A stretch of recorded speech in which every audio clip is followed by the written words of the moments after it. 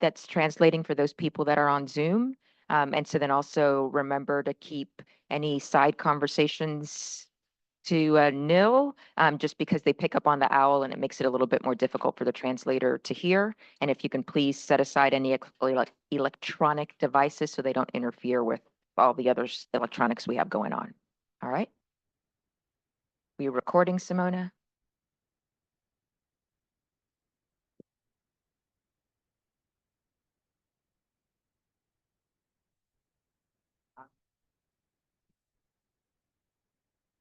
Okay, thanks everyone for coming. Do I have to hit the button on this one or is it? That shouldn't, but I don't think I'm hearing.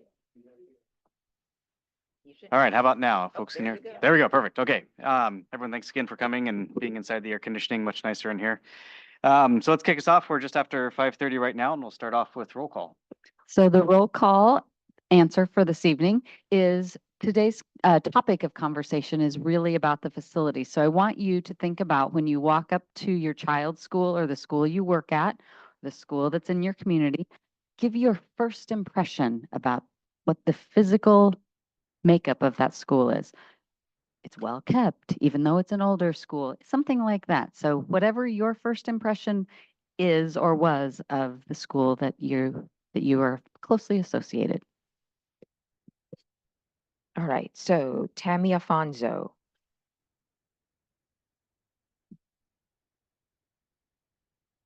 Do you want me to start from the Z and go backwards next time? I can do that. It's not a problem. Tammy Afonso, and the school I'm most closely associated is Abraham Lincoln, where I worked for many years, and my children went to school there.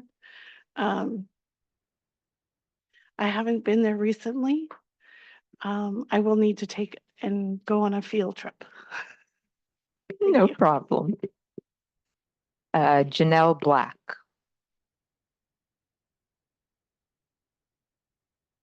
Nope, you have to push it until it's, yep. Just push it. Well, nope, it went off because now there's no. So just push it once, don't hold it. Okay, now it should be. Try bringing it closer to your. Okay. Nope. It's not you. Don't. Hold on, the Blue? there now? you go. Okay. It's working. Oh, no, it's not working anymore. All right. The school my child goes to is Charter School for the Arts. And my impression, one of my first impressions when I walk up to it is that it's a distinctive architectural style, which I appreciate. Thank you. Allison Budlong.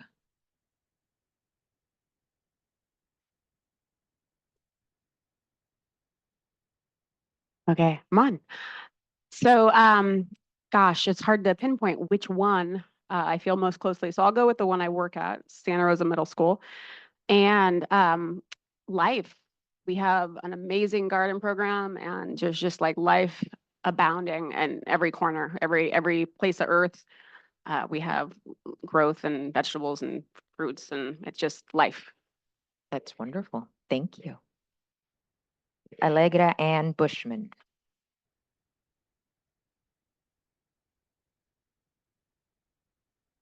Mine is Hilliard Comstock Middle School. That's where I work, and it is fresh and clean.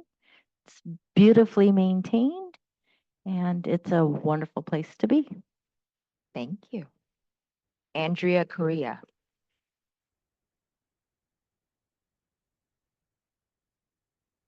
Thank you. The school I work at is Pioneer High School, and I think that it looks 1,000 times better today than it did this time last year with our new paint.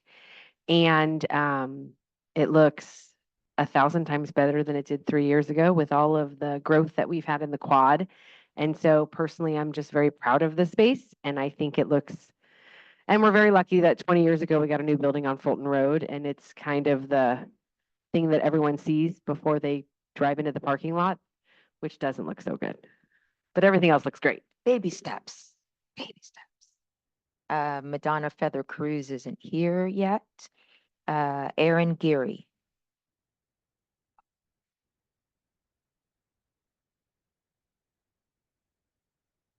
Hi, I'm Erin Geary. I work at Montgomery High School. And I would say Montgomery right now is a wonderful mix of nostalgia and brand new things. It's got a lot of Art Deco style architecture that you see right when you come in, but we also just got solar panels, new paint, and there's a lot of construction happening at the back of the school. Thank you. Ross Haas. Hi, I'm Ross Hawes, and I work at Luther Burbank and I coach at Montgomery. So I'm going to pick Burbank. Eric and Kathy's team were on campus all summer long, from the very beginning of summer to the very end of summer, making sure that it got repainted, re-roofed, re-HVAC'd. It looks fantastic right now. What I feel is I love being we have a nice kind of covered street of trees that go straight down South A Street. And our that little A Street has kind of been, over the last decade or more maybe, has been kind of like an art hub that's been kind of growing. And they've got like the sofa parade during the winter time, winter blast and things like that. And we've been growing our community with the new community with Spinster Sisters and with the art community that's on that street. So when those trees are covered and I drive down in the morning at the different times of year and I kind of look over to see the filtered light through our school, which is also Art Deco, 1940 was the original building. I don't know, it makes me happy. It just feels like I'm glad I'm pulling up in that driveway. Thank you. Kathy Hayes.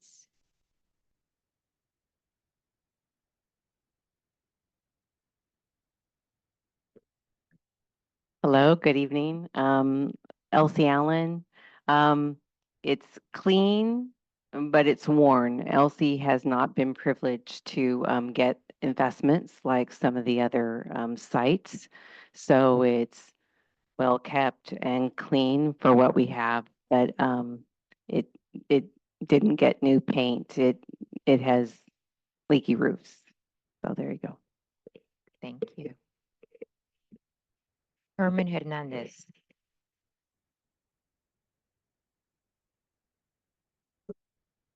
Good evening, Herman G. Hernandez, and I do not have a child in the district yet.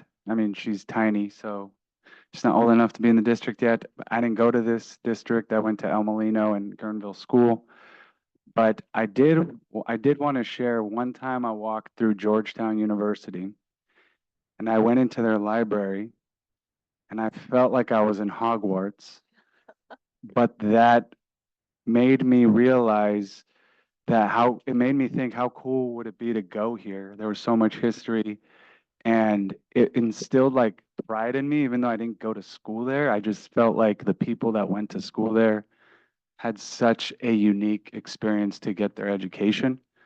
And I felt a little bit jealous. I mean, I went to San Diego State University. That's a very like modern college, but that old school feel was a very unique experience that I think I'd like to see in some schools, like actual wooden desks, not whatever this is, but Do they make those things anymore? it was amazing. I swear it was like a tree just, it was like a tree, but it was a table. And I'm like, I haven't seen one of these since 1992.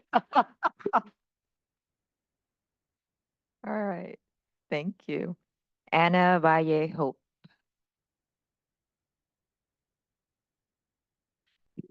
Hello, good evening. I have two kids. One is at Piner, which is great. It looks great. It was a little warm, but it looks clean and it looks nice. But Biella is where my heart is at. It kind of looks the same. We did get a new fresh coat of paint. There are more portables out in the front, but there's a mural on them, so at least they're pretty. The windows are lined with kids' art, which is the best thing. The kids make the space look really beautiful.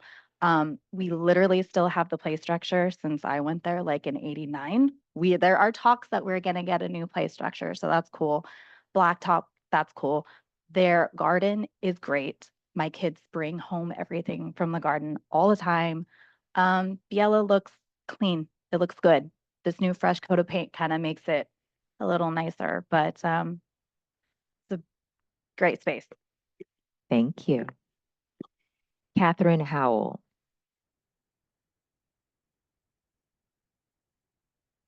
So the campus I know the best is CCLA, and it has changed a lot since it was Cook Middle School. I like the front playground so that when you drive by or and you visit, you can always see the kids having a good time. I think the one thing that was true then and is still true is that when you park in the parking lot, there's no easy way to figure out where the office is. Thank you. Andrea Loveday Brown. His doesn't have to be turned off and on. Hi. So I have an 8th grader now, so we may end up in district starting next year. We're looking around now. And we spend a lot of time near Santa Rosa High and Art Quest. And, you know, it all intrigues me for different reasons. I do not love the chain link fence outside Art Quest. I'm sure there's a good reason for it, but the building itself actually intrigues me, knowing all the creative, you know, resources going on in there. And I am sort of a sucker for the classic nostalgic look of the front of Santa Rosa High, because I myself went to a school in Florida that was comprised of 100% portables. Oh, fun fact. It no longer exists and it would be washed away right now if it was. But so, you know, the Santa Rosa High to me looks like, you know, growing up looking at what big schools in California looked like. Thank you. Yvette Minor.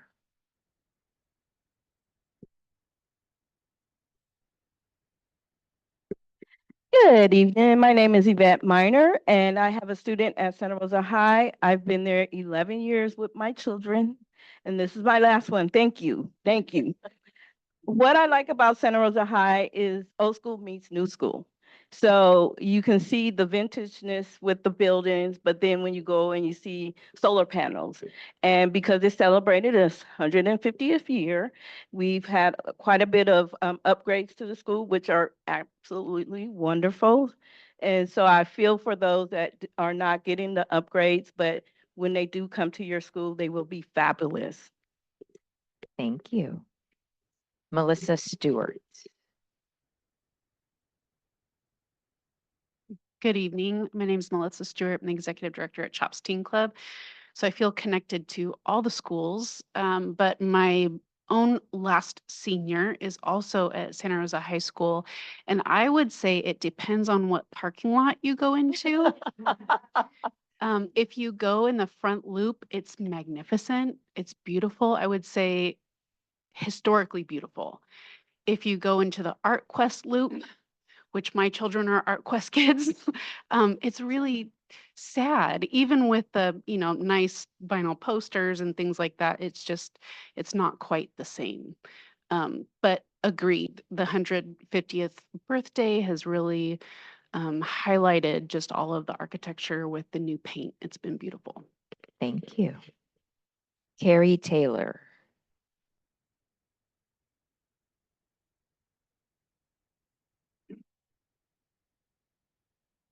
Hello.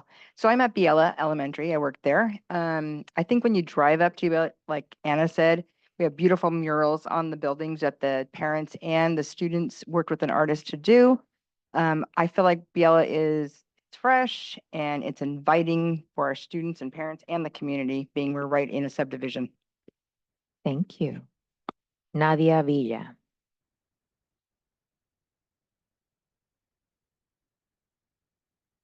Yeah, you have.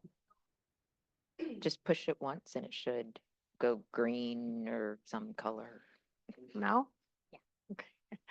Hi, my name is Nadia Villa. I'm sorry I was late. So, but I'm guessing the question was, First impression of the school, either where your kids go or where you work or that's in your community. okay, my son goes to Santa Rosa Middle School, and I can say it looks poor, and it looks really empty.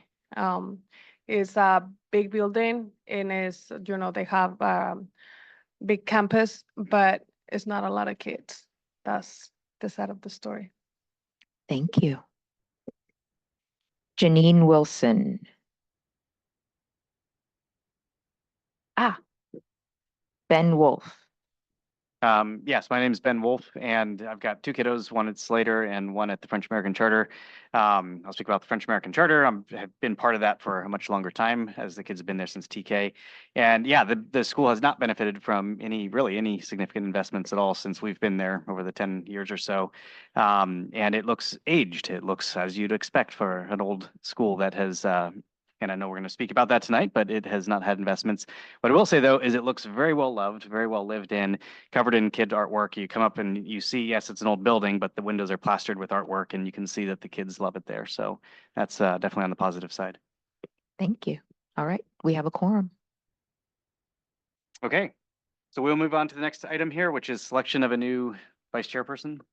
Yes, so we had the first meeting we were together, we selected a chair and a vice chair. Our chairperson resigned right before the former meeting, and so Mr. Wolf, who was selected at the time as vice chair, took on that role and has agreed to continue to be the chairperson, but we do need to select a vice chair. So looking for volunteers or nominations, either one works for someone who'd be willing to be the vice chair. And then you just have to make sure that Ben is never absent and you'll be fine.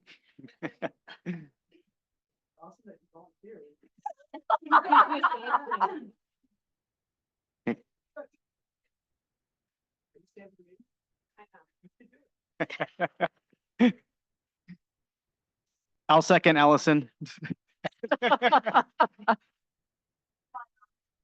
Oh. Point it up. The short version is, hey, Alice, you should be the co-chair.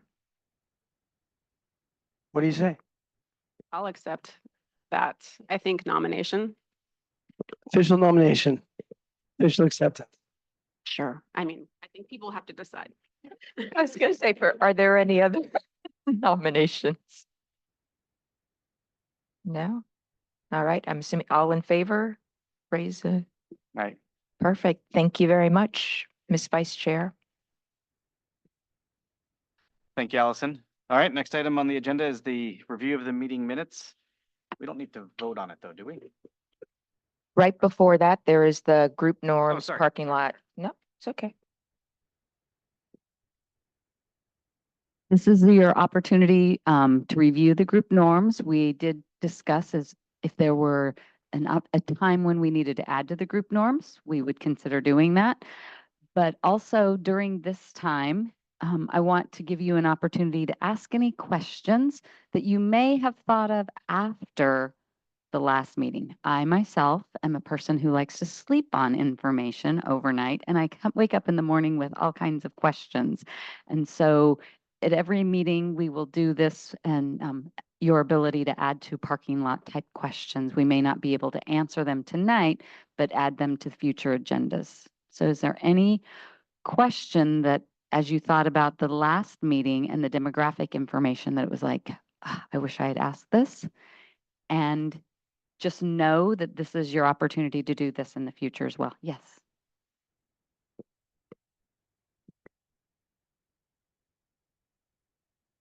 Okay, did it. I think reflecting on a lot of the information that we were presented with last time, it started to make me wonder what we're deciding about, if we're deciding about facilities or if we're deciding about programs or making a recommendation. We're not actually deciding. Because if we're deciding about facilities, then some of the demographic information doesn't seem that relevant and some seems very relevant, like the proximity of schools to one another, or the information that's going to be presented today is very relevant. But then some of the other information that's really relevant to programs. So that was, I started to question what we're really doing with this information. You are going to take all of this information from that meeting, this one, educational services, in order to come up with a recommendation on which schools you're recommending to the board would be, should be considered for closure. And so that is going to take into consideration programs, facilities, demographics, all of those things. So is one of the options to say this site needs to be closed, but the program it seems valuable and may want to move. We will be, when we look at educational and support services at the next meeting, we'll be talking about programs and what's where and whether they can be moved or whether if you close down that site, you lose that program. So we'll be looking at all of that. So it's part of your consideration when you're making your decisions. Did I capture your question just for my? And I also, I guess I have another question. No, go for it. There's some information, some things that seem way more important than others. Like I know that what's being presented today, I know that there's some things in here that might have a really big financial impact on the district. But they're all being scored in the same way with the same numbers, like 1 or 2, when that impact might really be like a 20, I mean, that's a really big impact. Yeah. Because of the condition of the facilities or the site, what's happening at that site. So is there an opportunity for this committee to think about changing numbers or somehow weighting that differently so that those things that are really big can have the weight that they really have on the district? That's something that we can consider. I would put to you that really we're putting the scoring in those numbers more to give you an indicator. So you can clearly see whether one is yes or no with a 1 or a 2 in those cases. And the weighted scoring, which is really a ranking of, this is the highest one in that particular category, this is the lowest one, to give you just kind of an indication between the schools. But ultimately, when we get to the meeting where you're actually having conversations about, well, which school would we recommend for closure, then that's part of the conversation. It's like, you know what, we'll probably break you up into smaller groups. So I'm making up a number in your group of 4. You could, and speaking for you in this moment, be saying, all I care about is facilities. I think that's the most important. This is the argument you're making to your 4. Andrea could be sitting next to you going, no, I really think it's the programs. And you're going to have that conversation so that when you as a small group make your recommendation as to which ones you think, then you are part of that is your almost like mental weighting of this is what's important or not. We put these scores or the numbers in there again. I think it's for some people, everybody looks at data a little bit differently. For some, seeing those numbers, yes or no, it gives you a quick look. And it's just a different way of looking at it. But the scores are not meant to, once you get it up, you add it all total, the one with the highest one, that's the one that's coming off the top. Because that's not what we should be making decisions on. That's really is just to help you kind of see and think when you're looking at all the schools and you go, oh my God, what was the difference? Oh, wait, that was a 10 and that was a 7. Let me go look at the data that they presented for that and what made that difference. Okay, got it. And then you have that information to make a decision with. Does that make sense? Any other? Yes, Melissa. My apologies if we talked about this at the last meeting, but I don't remember hearing if we're going to make a transition to utilizing current numbers versus like last year's numbers. And if so, when would that transition take place? We would be looking at prior year numbers because we're always trying to look at state certified data. Current numbers, especially this early in the year, are constantly in flux with students coming in and out and different things happening. And so we always look at prior year, enrollment or average daily attendance or even the finances, et cetera, because gives us a full picture to go off of. And we're looking at that trend data over the years so you can see how that's happening. Because I think the argument that we always make is, 1 year or 1 point doesn't make a trend. What might be happening right this minute may not be how things are moving forward. And so we're trying to base it on known data versus stuff that could still be in flux as we're looking at it right now. And based on the trends, we can see that it's still moving in one direction or another. Does that make sense? So even though we're going through an attendance that was done in October of last year, we wouldn't be using an attendance count for this year in October? It's not the lovely thing about the state is that while that data is submitted to the state, there is a period where there are amendments and the state and the district are going back and forth about, wait, did you count these kids right? What about those? It doesn't get certified until the beginning of next year. So it's not official data for several months now, which is why, again, we're still kind of looking at, okay, that data was certified. We know it's accurate where it should be versus what's happening right now. Yeah. Yes. This is more out of the blue, just off the top of my head. And not allowed. I'm gonna say it anyway. The possibility, say if we are closing some of the elementaries, is there an option for middle school to actually be a 6, 7, 8 to help support those schools as well? So I'm not sure if that's something that we could even talk about in this consolidation process, but I wanted to put that out there. Okay, we will make a note of that. Yes. One of the concerns I have is we have been doing upgrades to schools, and now we're in the position where we might have to close a school.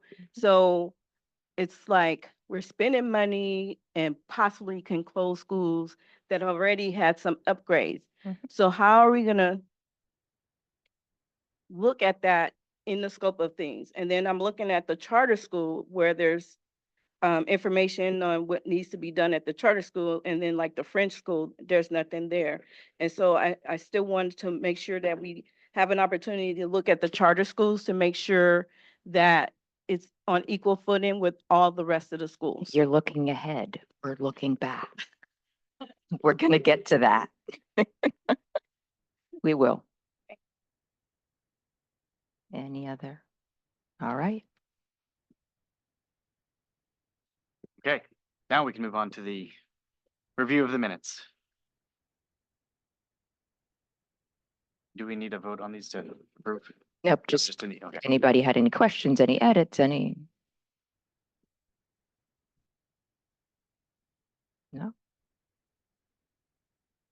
All right. Okay, if no edits or comments, hopefully everyone had a chance to review those before coming in as well anyway. Ready to move on to the presentation of facilities? Before I hand it over, just, I need to click into the screen. Let's see. Just, it would help if I push the on button. So the criteria that we discussed and agreed upon at our first meeting for the facilities, just wanted to remind you and have those there for you so that you know as you're looking at this data, this is where we're going to be scoring and considering at the end of that. And so just wanted to provide that information to you, and it's there at the beginning of the presentation as well. And we'll be going over that at the end after the facilities presentation. All right. With that, I will hand it over.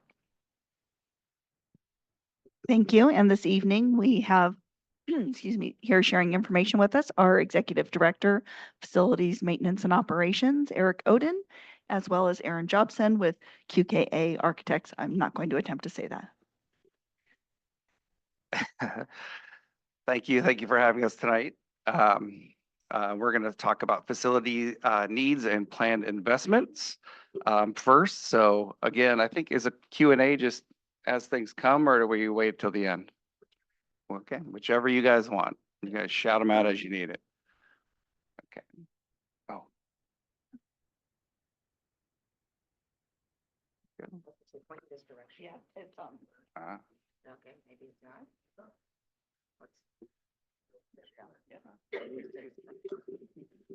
Okay. So one of the things one of our jobs with the district that we worked on over the last couple of years was doing the facilities master plan, which some of you look familiar and participated in, and some of you maybe were, read or participated in other meetings. One of the challenges that we have when we do facilities master plans and school design for schools all over the Bay Area is we've never had a project where we had enough money to do everything everyone wanted. That's not really how public schools work, unfortunately. And so one of the things that we're always looking for is how are we going to prioritize which improvements are most important, which ones are most impactful. And so for our work here with Santa Rosa City Schools and with many other districts, we use this indicators of quality process. So we came up with 6 metrics in a way, you know, not too dissimilar to what you guys are talking about here. We came up with 6 different metrics to evaluate proposed facilities projects, and they're all weighted differently based on the input we got from all of the different committees we met with and from the board on what was most important. And the goal here is to come up with a total score that gives us an indication of what the highest impact projects are going to be. And that's really what we're trying to gauge, is which projects are going to have the most impact on students and on education. And so you can see the 6 indicators there. And we scored every project that we identified in the facilities master plan on this metric. And that is one of the key factors that goes into deciding which projects are funded when we have funding available, like from Measure C and G.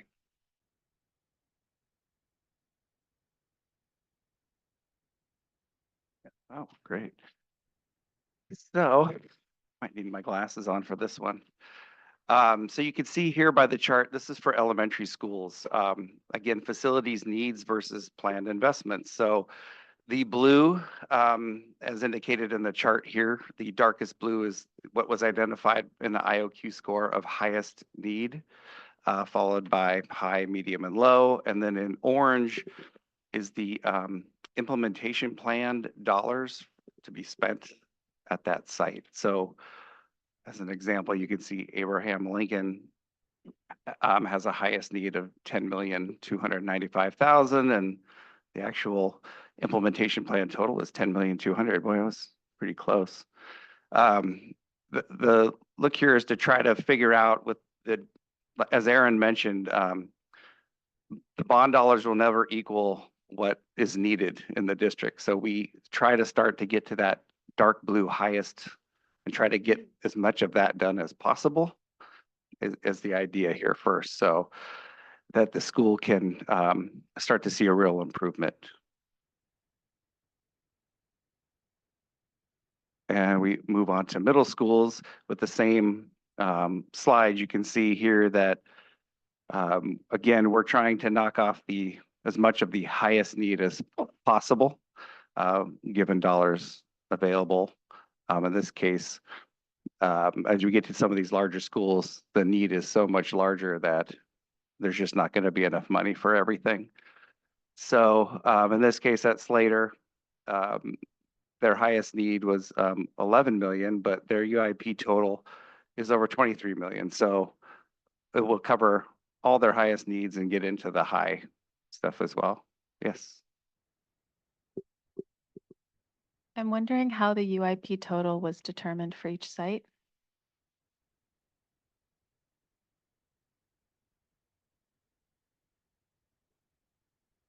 It was determined with our program management team. They did a cost estimating after the facilities as part of the master plan to come up with all these different projects that came out of the master plan.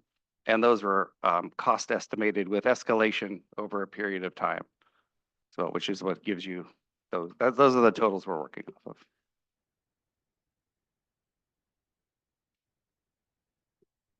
As we get into high schools, similar. Some schools have a pretty high need, like Montgomery, and some schools are slightly newer, like Carrillo, that don't have as much of the highest need as they do high. Yes, Andrea.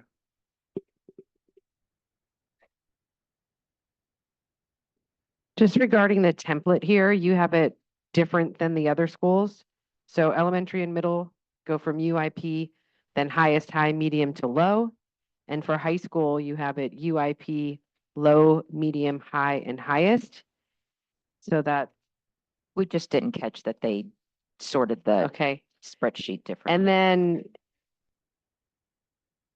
if you were to look at just Montgomery and Heiner, so if Heiner's UIP is 24 million and their highest need is 10 million, and Montgomery's UIP is 78 million, but their highest need is $97 million. Is there those the Yeah, so that includes the new building, right? That's a large chunk of that money. About I think under the scoring, it was like $32 million of that. Initial highest need was a new building to get rid of portables.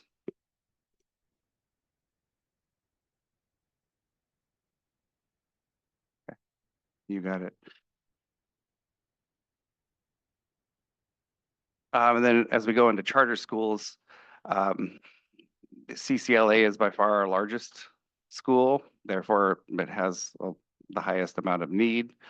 And you want to speak? Yes, and French American does not have dollars associated on here because, and we'll get to the why later in the presentation, but related to the, excuse me, the fault zone. And so really knowing that to put any money into French American, it has to be at a different site. And so we'll get into the details of that later on, but that's the why. It doesn't mean that there wouldn't be any money spent.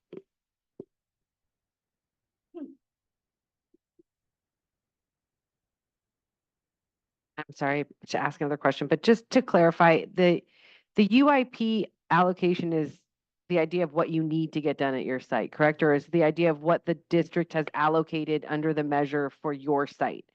And again, how are those numbers identified? What was the So those were priced back about a year ago when we finished the master plan and identified the high scores and that IOQ score. And those were then taken as all those highest things were put onto that UIP plan. And those prices that were assigned to those were added in there. So those dollar values you see there are the accumulation of those, what's in that, the projects that are in that orange bar. I can also note that when we're looking at these, you're going to see there were also dollars or allocated or projects assigned under INL.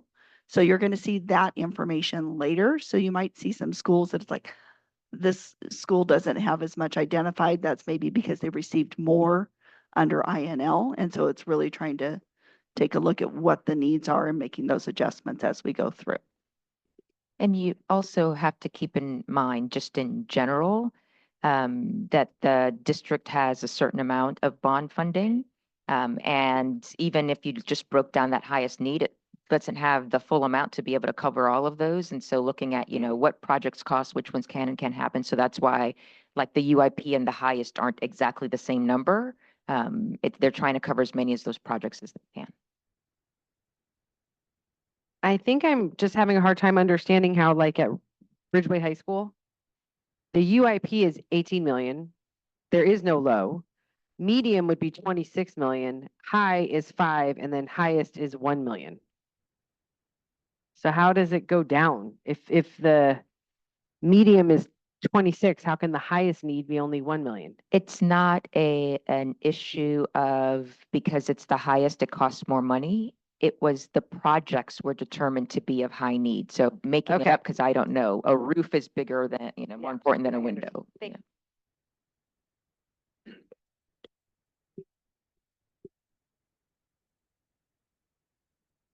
I just want to make sure that, Lisa, what you said registered for me, because I was going to ask a question about the disparity of distribution of funds as well. But it sounds like maybe there's other places in the presentation where we'll see maybe those shortfalls filled in. Yeah, because this slide I think is just about facilities needs versus planned investment. So not what has been invested. That'll come. And then this might be, oh, sorry. I think Ben has been paid. Oh, sure. Yeah, we'll jump in. Yeah, the question about the French American, I know we're going to talk about it more in the future, but the school site did go through a prioritization process and sort of a wish list in the facilities master's plan.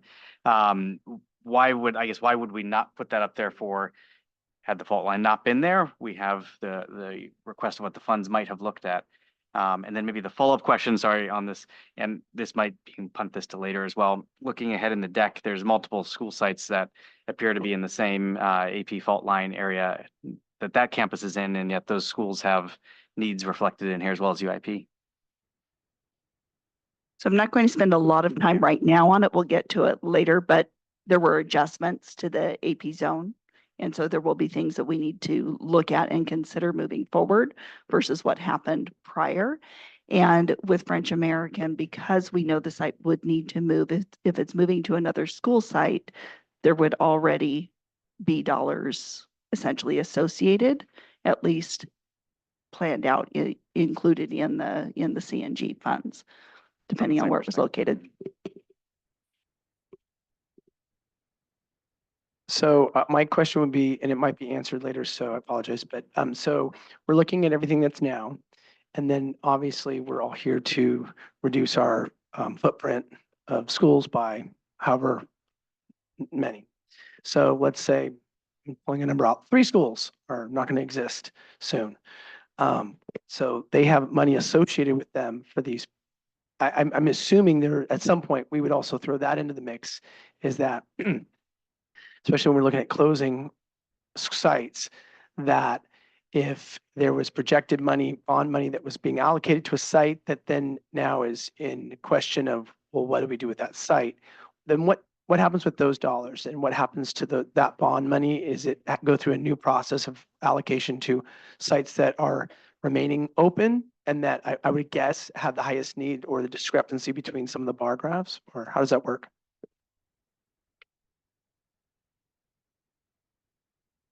So that would be a board decision as far as what would happen from there. But as we talk about regularly, our facilities master plan and our implementation plan are living plans. So they're updated regularly, and those are adjustments that would happen through that process.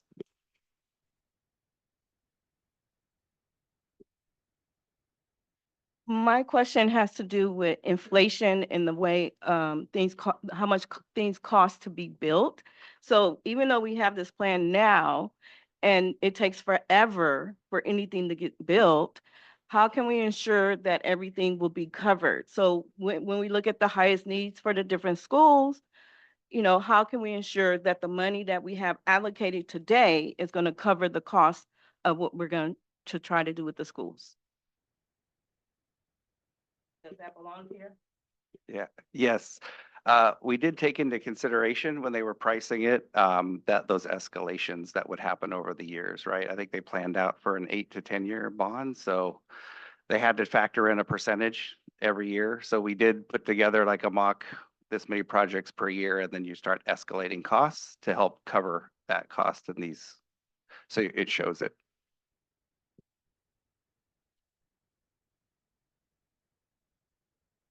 Is there somewhere that we can see the master facility plan and all of the projects that are associated with each school?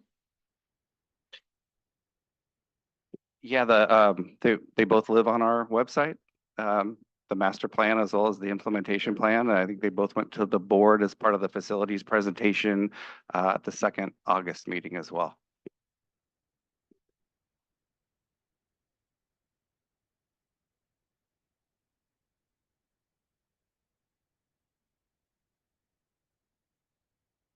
Okay, completed projects versus planned projects. So we had some historical investments that will be shown that were labeled under measures I and L, which are our previous bond measures before our current ones, which are measures C and G. So there's a footnote here that measures C and I are for the high school district, and measures G and L are for the elementary school district. Those can be confusing because we are 2 districts, and now we're looking at 4 bond measures instead of 2. The easiest one for me is L for elementary, right? Other than that, yeah, G for girl. Oh, there you go. That's how I keep it straight. So in this slide, we're looking for at elementary schools completed projects versus planned investments. Excuse me. And again, this shows measure G dollars, which are kind of barely being spent so far, as that's the newest bond, and then measure L dollars, which were, I think voter approved back in 2013 or 2014. So before I was here. And then of course we put in there the UIP total again, just to kind of have a comparison as to dollars that have been invested versus that difference of what's still planned to be invested in those sites.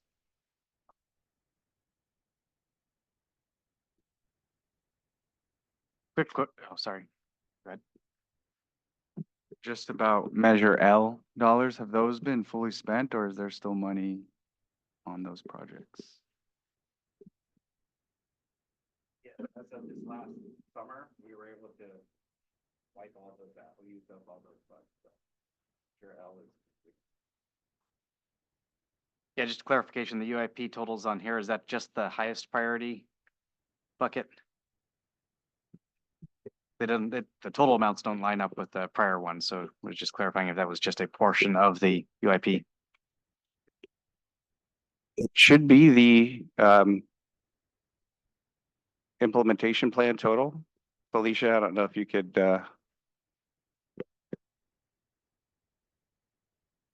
Oh, sorry, UIP They allocation, not the put- prioritization of They, projects. they got Biella and Lincoln they have Biella first and Lincoln second on one page and Yeah, yeah. it's the opposite. So the numbers are the same. It's just the schools are in different order. Got it. Yeah, thank you.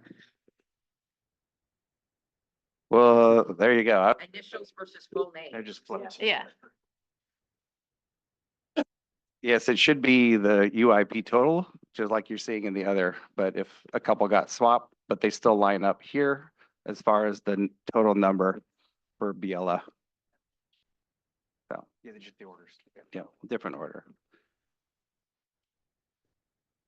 And here's middle school, again, completed projects versus planned. And now that we're in the secondary, it's Measure I was the old bond measure, which is also completed as of this last summer's projects.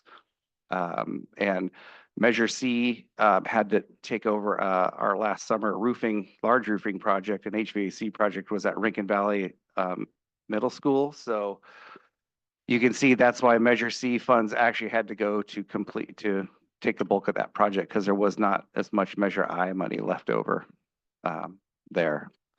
But you can kind of see how Measure I spread out over the years across the 4 middle schools.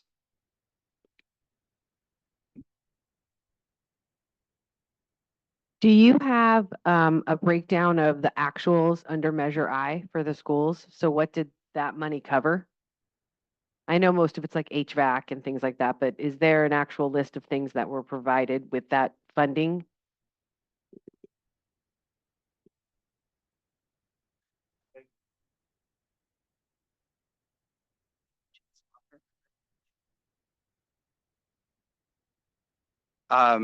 Yes, there should be a list. Most everything is meaning safe, warm, and dry. If you remember, was the mantra for that bond measure. So most things you see here are roofing and HVAC, which is why those 3 middle schools, in this case, Santa Rosa Middle, Herbert Slater, and Comstock, all got their roofs done before Rincon, and Rincon got theirs just this last year. And again, funding was running out in Measure I, so that's why there's that difference there.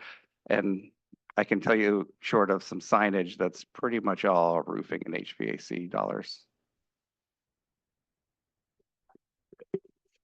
So that is actually available also. Our Citizens Oversight Committee, they take a look at all of those projects to make sure that the expenditures fell in line. And there are reports that break down all of the expenditures by site and type.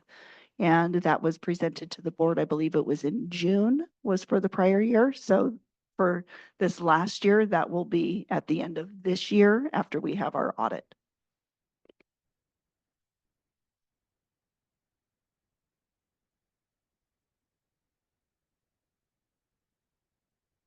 And here we're on to high school completed projects versus planned investments again. And similarly, most things here are revolve around roofing and HVAC for Measure I. And Measure C funds, as you can see, Montgomery's kind of having some Measure C funds there as it's part of the new building being built is basically what those funds are representing. And again, you can kind of see the totals of what's on the implementation plan for each of those sites that's planned.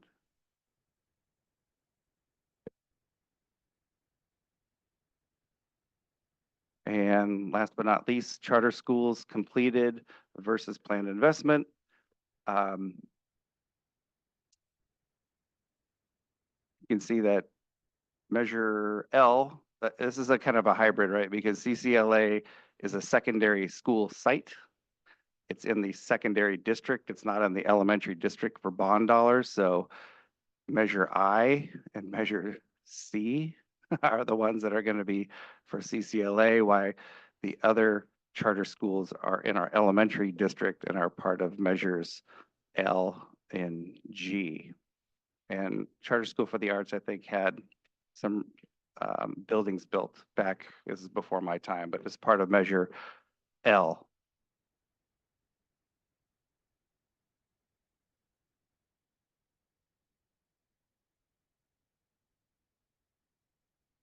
Unique facilities, support spaces, and environmental challenges. So here we started to kind of put together a list based upon our schools. In this case here are elementary schools that kind of have unique facilities. Most of our elementary schools are pretty standard with each other. There's not too many uniquenesses. Hidden Valley does, it's the only elementary school we have that has both an MPR and I call it a gym. They call it an MPR, but it's actually a much larger one. And James Monroe has a really large set of baseball fields in the back that have been done with Little League, I think going back decades. Environmental concerns. For a lot of our schools have city easements, and a lot of those easements are just utility easements. So a lot of this is kind of standard to most what every property has, right? Water lines or utility, some bigger than others. Brook Hill happens to be in the expanded Aquas Priolo zone, which we will talk about here in just a few more slides. Helen Lehman has a really large utility, PG&E utility overhead power line easement on the west side of the property. And Hidden Valley, again, is moved into the Aquas Priolo zone as well. Luther Burbank, as Ross knows, its proximity to the freeway is, well, it's adjacent to the freeway. And Proctor Terrace also moved into the AP zone as well. Steel Lanes obviously got some other environmental concerns. It's on a major, what seems like a highway at sometimes, out on Steel Lane Road. And then some of those inadequate support spaces are listed there. Most schools have an undersized multi-purpose room for what they use it for nowadays, with kitchen, cafeteria, as well as classrooms, a PE space. And a lot of schools have some inadequate parking lots and drop-offs, right? I think that, and many of our elementaries don't have the kind of wraparound support spaces available nowadays in their offices. They're much too small, and a lot of the offices aren't even they're in the middle of campus. They're not easily accessible when you walk on campus.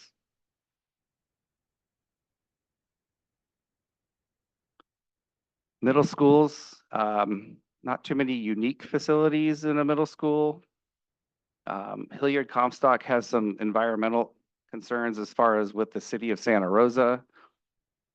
Allegra knows all too well our kind of use land swap we have with the city, with the softball fields in the front and the track in the back, and parking issues and things of that nature.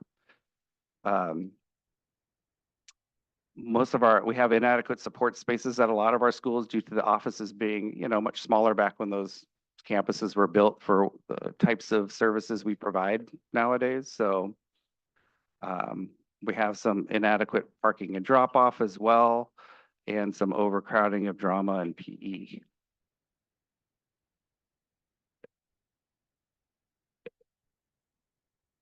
So I'm looking at Santa Rosa High. They also have a black box as well as a music room. So there's some things that are missing off of this presentation. And then what is land swap agreement? That's a 1970s agreement with the city that if you go back and look at some really cool paperwork, that the city and the school district at one point agreed to not trade land, but develop each other's property. So the city developed, if you are familiar with Comstock, when you drive in, that whole softball complex up in the front was developed by the city. It's technically school district land. The district owns that land, but it's developed and maintained by the city. In the back of the school, the track is on Santa Rosa City property, but we developed the track back in the 70s and we maintain that. That's kind of that land swap. And so you're gonna make sure you add that to Santa Rosa? Okay, thank you. And yes, so sorry, go ahead. I don't know if this is the time to start telling you the things that the schools have that aren't on the list, but Montgomery High School has a laundry facility that's used in the special education department for life skills program, and that is also not on here. There may be more, but that's one that I'm aware of. And I don't know how common that is at other high schools.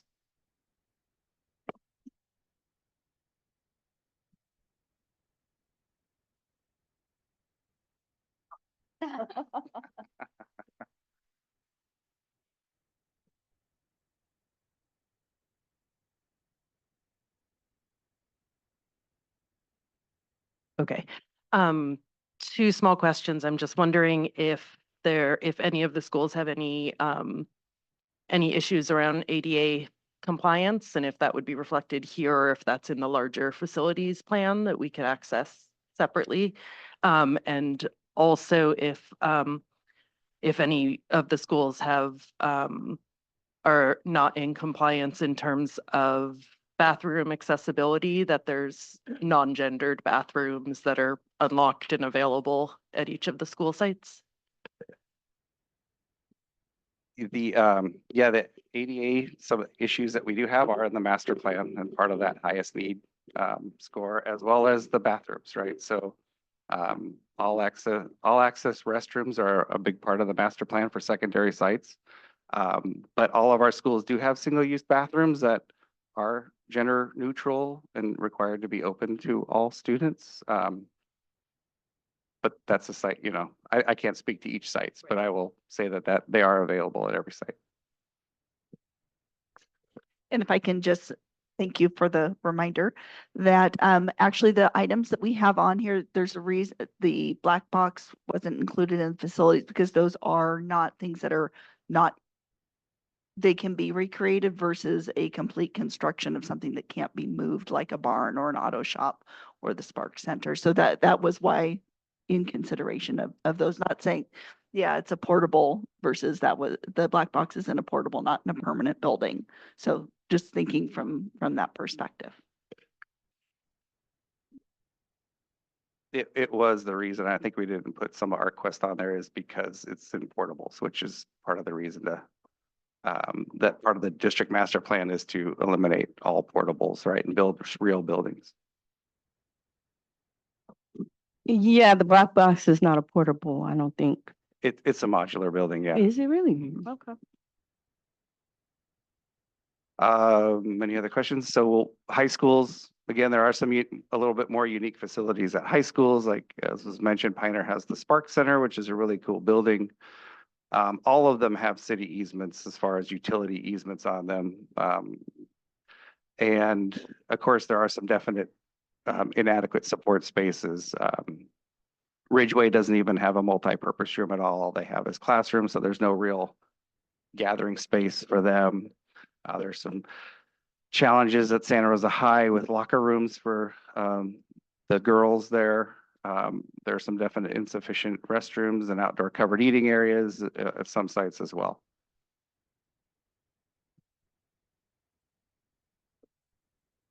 Charter schools, of course, unique. CCLA being at a former middle school has a gym. Charter School for the Arts has a black box theater that is not a portable. It's a building.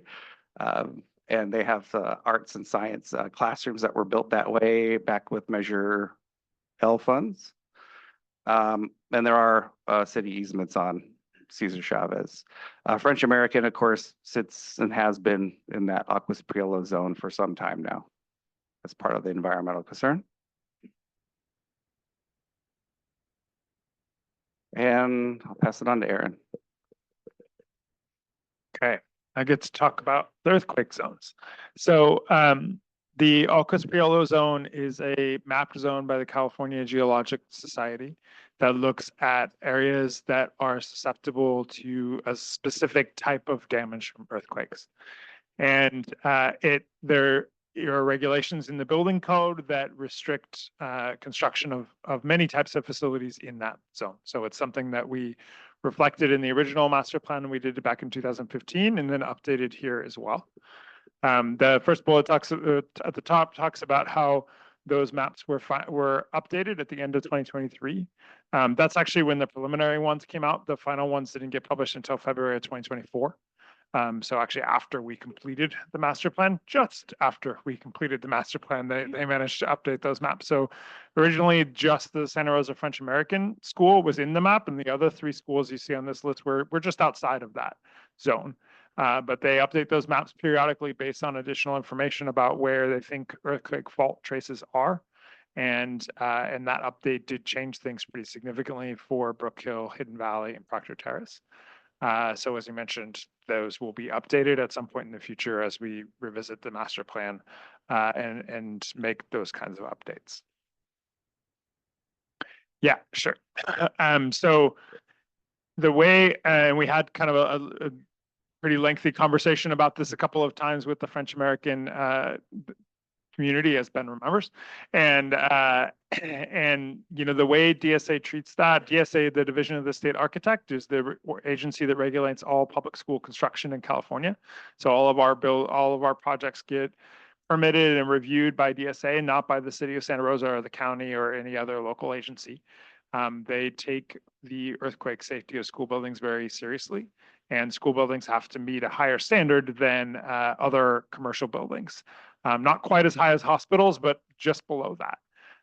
So they put a lot of scrutiny, have a lot of policy, have a lot of procedures around developments on all kinds of school sites, but especially on school sites with different kinds of geologic hazards, of which the all-coast zone is one. So essentially, they require that for any school site that has any part of it that's in that zone, that essentially we have to prove, our geologist has to prove that it is not in an active earthquake. There's not an active earthquake or an earthquake fault that has been active in the last 10,000 years is how they define that. So get to one second. And then so that is kind of the standard that we have to meet. And we work with geologic engineers. We have worked on a number of facilities that have dealt with this before, different parts of the states, especially in Napa, where they have a similar situation. Yeah, thanks, Aaron. Just a maybe common question. I think the addition of Brook Hill, Hidden Valley, Proctor Terrace into the AP zone is new information for a lot of folks. Yes. That might be listening in or having read this as well. I guess my question is, and tell me if this is too early to jump into it. We just looked at UIPs and the funding needs and all that for all the campuses. It was still listed within those other 3 campuses that there was something allocated within the UIP versus the French American. Is it a assumption for this committee purposes that those are all necessarily down to 0 and these 4 are in the same boat? Or is there something else that needs to be done to confirm whether or not they're all being treated the same way with respect to the AP zone? I don't know.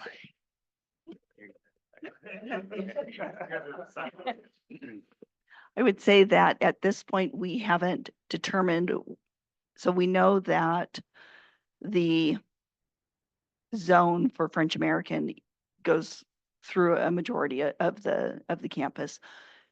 I don't believe, and you can jump in and correct me, and I'm sorry, I had to step away for a second, that it's the same situation necessarily for all of the other 3, but that doesn't mean that we won't be looking at whether there's something that we can or can't do on those sites. I would say that that's yet to be determined as far as whether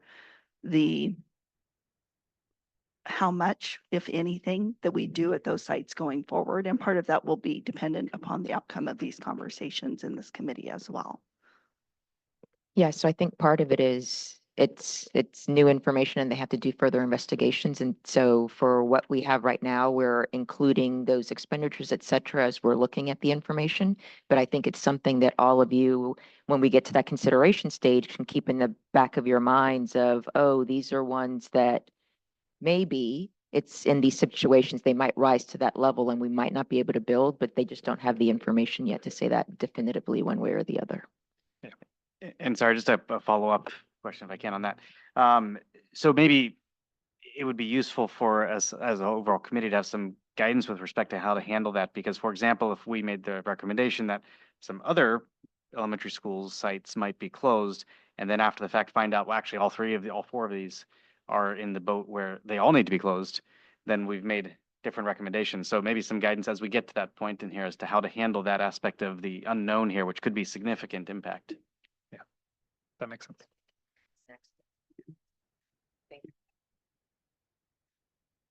Maybe just using my eye of sight. Turn this. Forgive me if you already said this, but is the zone everything in yellow or is it the actual fault line? It's everything in yellow. Okay, so I see my house on here. Distance from either. If it makes you feel better, Aaron, so is And so mine. maybe this sounds personal.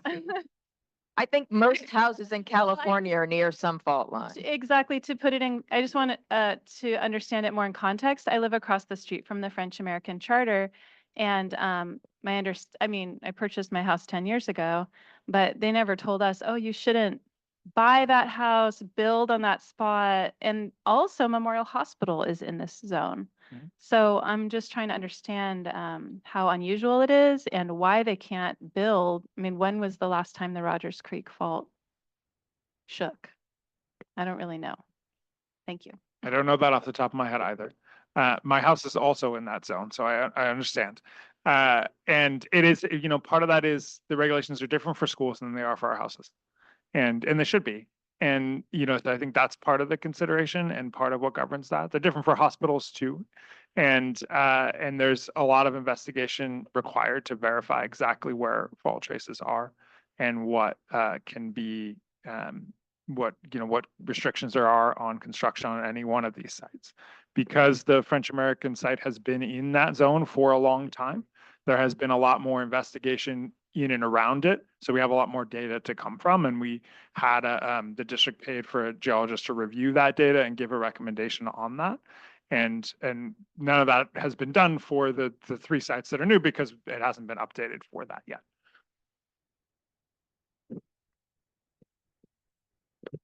That's a good segue. My question is, do we have an ETA of when those studies will be complete? It feels like a lot's hinging on the viability of being able to have those campuses open and this committee and then, the facilities master plan. And so is there an ETA for when that will be complete? No, that is something that we will be getting in process. So again, we still have a lot of investigation to do. I wouldn't expect that we would be doing trenching and things like that. Those were things that were done at French American.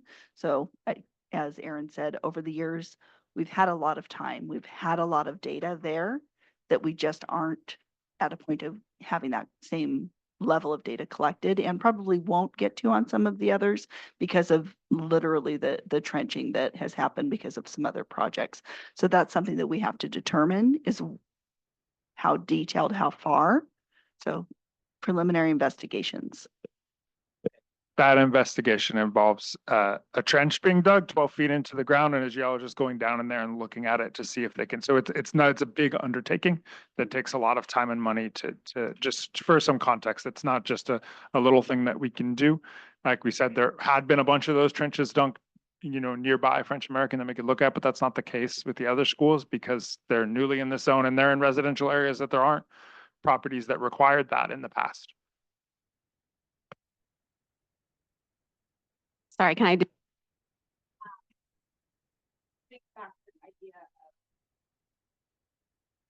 Looping back to the idea of the money that's being earmarked for campuses and that because the seismic or because the French American was in that fault zone, it sounds like they kind of got zeroed out in terms of planned investments. Does the logic track? Do you want to correct? So at that site. Yes, at that site, yes. So I guess I'm just wondering if we're potentially looking at other sites that do have money earmarked. It feels like there's a concern in equity for wherever those students, because there are kids, there's people on that campus and they, will need things. And it feels like there isn't any holding space or money earmarked to support, maybe not at that site. It feels like if we close a campus, what I heard is the money will follow maybe potentially where that campus gets put. Did I mishear that? No, sorry, no, we would be going through a process to see what how those funds would need to be redistributed, because there would be fewer sites to do that amongst. But also, if French American were to move to one of those sites, just to throw, I mean, don't know what that would look like, but if that did happen, so that site that they moved to would already have some dollars allocated, and things would have been already identified as far as if it needs HVAC or roof or, things of that nature. So it's kind of a multi-pronged thing. And again, our facilities master plan and implementation plan are living documents that get addressed and adjusted as we go through and make those determinations. This, I just want to make sure that we're staying on track also, rather than us rehashing the facilities master plan, but just so that you have enough information also.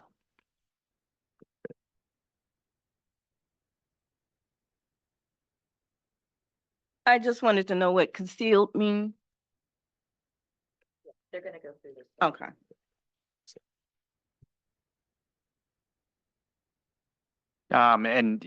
We can put this off if we need to as well, but so back again to the three and a little bit building off of Allison's question. So the French American, we have more data. We knew, done some trenching and had some historic stuff in the area. So we knew, yeah, funding needs to drop to zero on that site. The other three sites, is the assumption in the master plan we are able to still continue spending on those sites until such time as we have that data, or does it pause until we have that data? Well, yeah, no work could be done until we trenched, right? So we wouldn't know until such time that we decide to take something to DSA, and DSA will tell us, great, you need to first show us that there are no fault traces below, younger than 10,000 years, right? Okay, so with that, assuming one of those sites is not selected for potential closure, we would still look to do that trenching at some point, or the investigation at some point. It's a possibility, Yeah. I would say, yeah. Okay, you can go ahead and go to the next. So we can look at each of these sites. So the yellow area is the sort of the yellow shaded region is the area of the Alquist Priolo zone. It is a certain distance from any fault trace. You can see some of the little yellow, kind of shows the lots. So any lot that crosses that is flagged, even if just the corner of the lot is flagged. So you can see kind of up at the top, there's that 1135 is all shaded yellow, even though the corner of it is within the zone. You can see the three different levels of fault traces here. And this just has to do with what the California Geologic Survey kind of how they've identified it and what their level of certainty that they're there is. And so it's kind of in descending order of accuracy, if you will, or how much certainty they have around those locations. So actually located is someone's seen it, and approximately located means is they're pretty sure. And then the concealed is they do mapping now with LiDAR and different imagery, and so it comes more from that as my architect's understanding of the geology. But that's essentially the different types of mapping that have identified them, and adding the dash ones appears to be a lot of what's driven the change in the zone. So go to the next one. So that's Brook Hill is the first one there. And then the second one we're on now, Hidden Valley. So Hidden Valley is just on the edge of it, as you can see there. So it still flags the whole site, but it is only a portion of the site that is within that zone. So it's farther from the identified fault trace. Next. And then we have Proctor Terrace, which is also kind of just a portion of it is kind of close to that, but it is now entirely within that zone. So that has changed. It used to be that the zone kind of went right just by the corner of it, just outside of it. And then the last one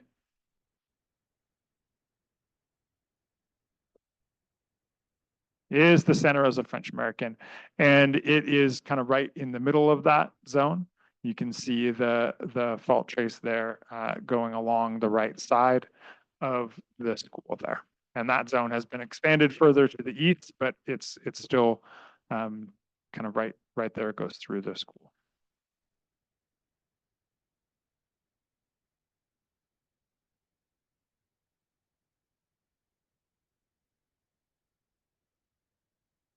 Is that the only environmental factor that we're going to talk about tonight? Because I was wondering about wildfire risk. And I'm not sure if that was taken into consideration. So the state does publish maps for wildland urban interface zones. And those require some additional construction measures to make the buildings more resistant to fire, but they don't restrict overall construction.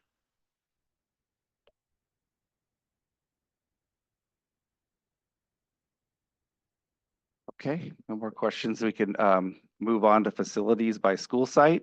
And this is, of course, as presented back in our 2022-23 facilities master plan, which doesn't seem like that long ago, Aaron, that we did that. So some important notes here. Green highlights are portable buildings. Not all portable buildings are portable classrooms. Real property values are insured values by Redwood Empire Schools Insurance Group.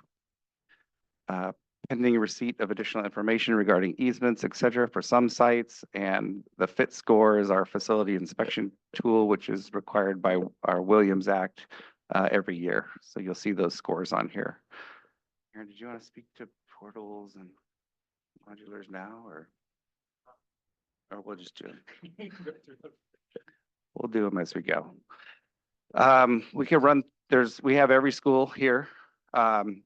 They're all kind of laid out similarly. Of course, this is Abraham Lincoln. It talks about some school data, the size of the square footage of the site, when it was built, how many acres it is, the value as given by our insurance company, their FIT score. It talks about the capacity of permanent classrooms and portable classrooms, and the student capacity based on permanent classrooms, and the student enrollment in 23-24. And then on the master plan, it talks about planned classrooms for the planned capacity and the projected 29-30 enrollment data as was given in our demographic study.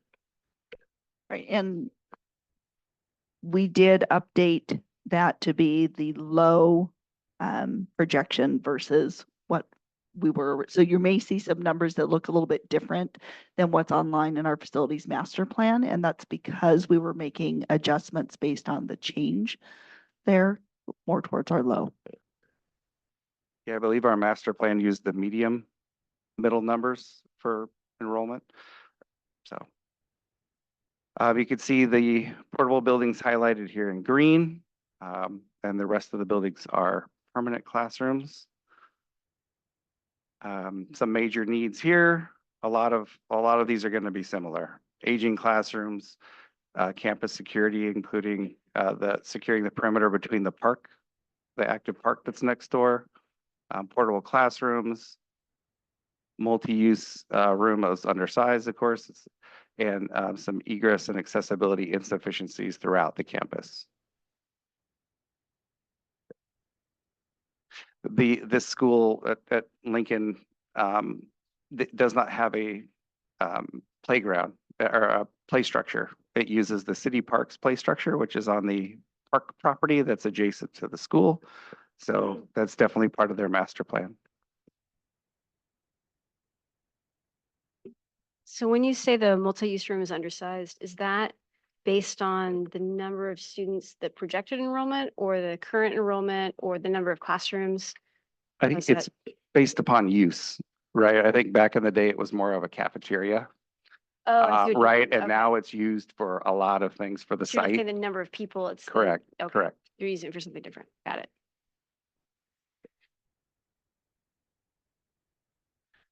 Similarly, Albert Biella. Here's the data for Albert Biella. Built as one of our newer elementaries, actually established in 1990. It has a lot of portable classrooms though on this site. But all of them in not so great shape, to be quite honest with you. It has almost as many portables as permanent classrooms here. Similarly, it has some site security issues. The office, of course, is not, those of you who've been there know it's kind of a little bit inside the campus before you can get to the office. A lot of portables and parking drop-off lane and pedestrian access difficult to control. Go ahead. You said that the portables aren't in great shape, but it has a fit score of 94.87. So how is the fit score determined? Fit score is an interesting thing. It basically, to score poorly, it has to literally be falling down or literally be completely broken. If it works at all, it gets a score of good. Wow. Okay. I don't Thank you. develop the tool, we just have to follow it.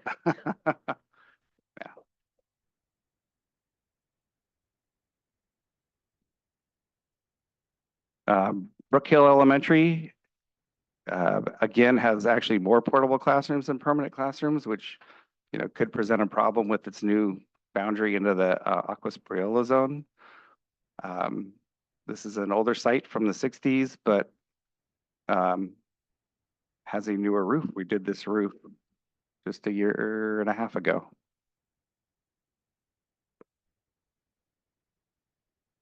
Like most, it needs a covered eating space, some secure perimeter from to supervise. Modernizing classrooms is a pretty standard one, and their multi-purpose room is definitely in some need of sizing change. Sorry, go ahead. So going back to the enrollment, when we said we're using the middle score, is there going to be any talk about low enrollment, or is there going to be any talk about how we're going to incorporate that into this plan, or are we just going to have to continue to stick with the middle enrollment? It doesn't make sense when we have to make decisions on closing a school to keep it at the middle enrollment when it's been declining for the last 10 years. The numbers that you see here and that are in the scoring criteria use the low. Okay. So if you looked on the facilities master plan on the website, they used the middle at the time, but what we're looking at is based on the low. Okay, thank you. Here's Helen Lehman, my old school here. Not quite in 1970 when it was established, but not soon thereafter. And I would like to say that unfortunately, some of those green buildings I was in. So they've been there a while. Yeah. Ouch. I guess I set myself up there. But again, they do have a lot of portables compared to permanent ones. Good news, bad news. This roof we just completed this last summer and painted it. It looks quite nice, if I do say so myself. It again has similar needs to most, modernizing classrooms. They would need new classrooms to replace their portables, new TKs. Their administration is undersized, as is their multi-purpose room. So Hidden Valley, also in a newly kind of been part of the Aquas Priola zone, built in the 70s. It has a lot more permanent classrooms than portables here at this site, which is good because then those portables are actually the three at the top, kind of near the park, are the three newer. They were brought in after the 2017 fires to house the satellite school. So they're not very old. They're about 5 or 6 years old.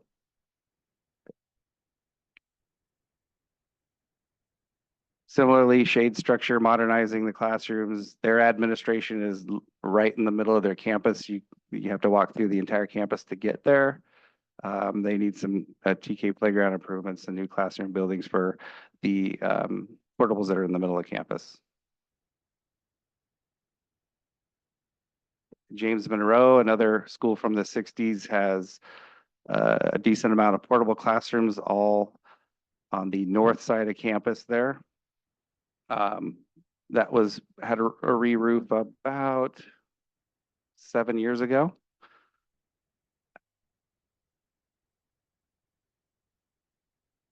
It needs, again, modernization of classrooms and playground and TK buildings in place of portables.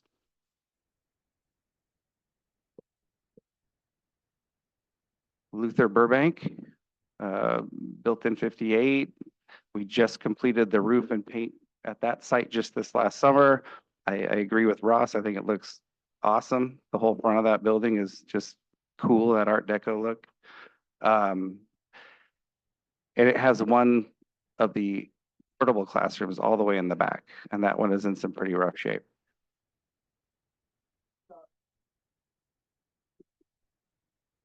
So that one's not on one of those permanent foundations?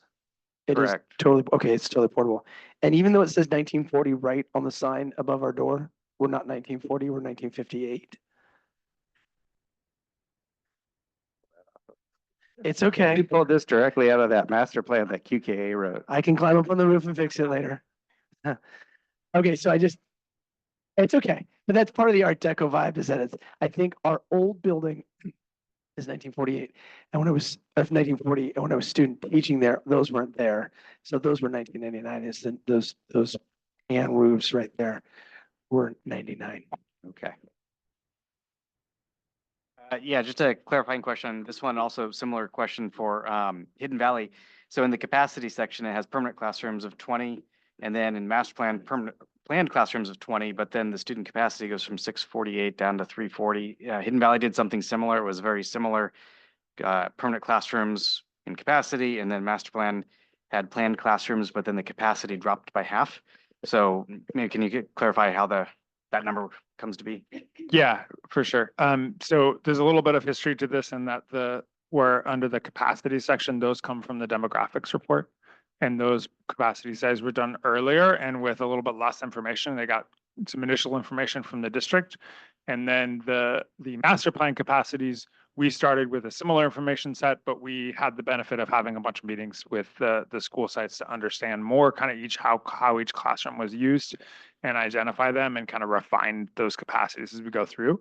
And so in the master plan section, you're saying those are the capacities that we calculated after doing that, and more conversation with the district about loading for different types of classrooms and things like that. So they've been refined and had more detail added to them. And that impacted each school a little bit differently. So basically, a lot of the programming that was done at the site is more what we had the benefit of with the master plan.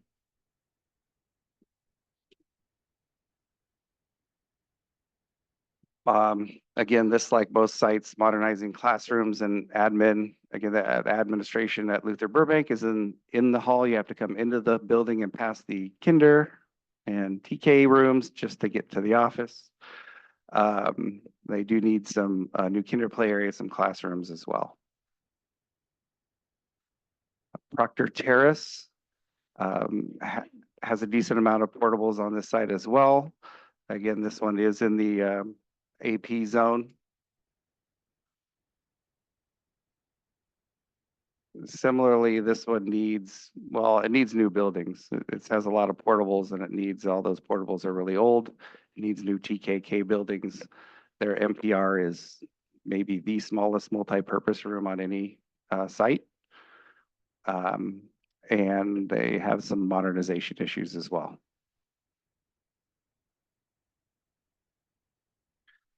Steel Lane also has a decent amount of portables. It seems like most of our elementaries do have a lot of portable classrooms. It seems as elementaries expanded over the years, the cheapest, easiest thing to do is to add portables at the time, and here they still sit. So a lot of what the needs here are to build new buildings to house students in TK and K. Yeah, go ahead. Yeah. I keep asking a version of this. Ooh, I think I'm on. I keep asking a version of this. So just to clarify, when we will talk about special education is in programs later on at the next meeting. But so I'm just curious looking at this, my understanding is pretty universally in the world, a lot of special education classrooms are in portables. So I just wanted to clarify that all of these plans for permanent classrooms, were they based on, like in the master plan, were they based on a similar number of special education classrooms at certain sites? Were you assuming that those programs would stay the same on the same campuses, or I'm just curious. I'm still trying to, between demographics, this and the future discussion about programs, trying to wrap my head around those projections and what that looks like. So for the facilities master plan, we did work closely with the special education department, not only to understand, projected enrollment and needs, but also to find the right places for the right programs, and sort of plan ahead for that. So they're not just saying whatever's left over, but identifying kind of what are the right distributions of those programs and how could they best be located together or not, and identifying the right places for them within the district in permanent facilities. Okay, and so again, in the next meeting, then we might have a better understanding of how different school sites might be able to either better accommodate or not as well accommodate some of those those and other programs. I think what we'll have in the next one is we will provide information on what programs are at what school sites currently, so you could see how those laid out. The hard part with beyond them having conversations about the building is, 5 years from now, they could decide to move X program here or that one there. And so we really can't figure that piece out, but we'll give you information on here's the programs as they are, where they are at the various campuses, so that you know what campuses have which programs. But we also have to keep in mind that with special education, with any program really at the district, it is how the district, this is bad, I was going to say how the district programs the program, where they decide to house those programs. And so there's some of those that we could say, you're like, oh, this has, and I'm making it up, this is the preschool special day classes. We don't want to close that school site, but it's no, because we could move that program to X school site if this one were closed. And so we'll look at those distinctions and differences. Okay, I guess I'm sort of going back to what Janelle started with about weighing different things, because I just really want to hold space for the fact that those classrooms hold our most marginalized students that tend to probably have already been shifted around numerous times. So I just want to be sure that we're, and there's layers of marginalization there. So I'm trying to piece it all together in my head. And so I'll just keep confirming that we're gonna put it all together. Yeah, and when we get to the next meeting, if we didn't quite cover, wait, I needed this, then let us know, and that's information we can pull together and bring back. Thank you. Okay, moving on to our middle schools. Herbert Slater Middle School. Not a lot of portables at the site, luckily. This one was a new roof and HVAC, I think 7 or 8 years ago.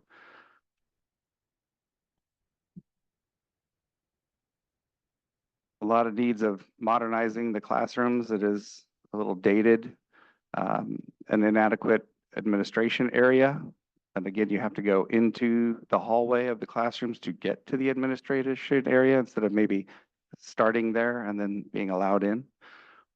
Some security perimeter, inadequate space for performing arts, and all access restrooms.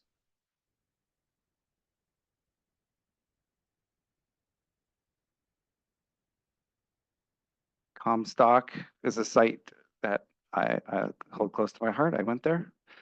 A new roof about 6 years ago. It has a few portables in the back by where old CCLA used to be, when the CCLA used to be on that campus years ago. It has still a fairly large capacity out there. Yes, Andrew. I just want to bring to your guys' attention that your portable classrooms that are highlighted in green do not match the number of portable classrooms that you guys have listed on multiple slides. So I don't think your information is correct on the slides.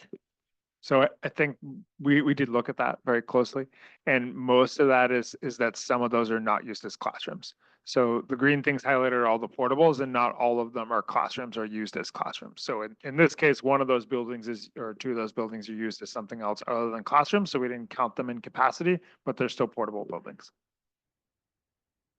Thank you. And they still don't match.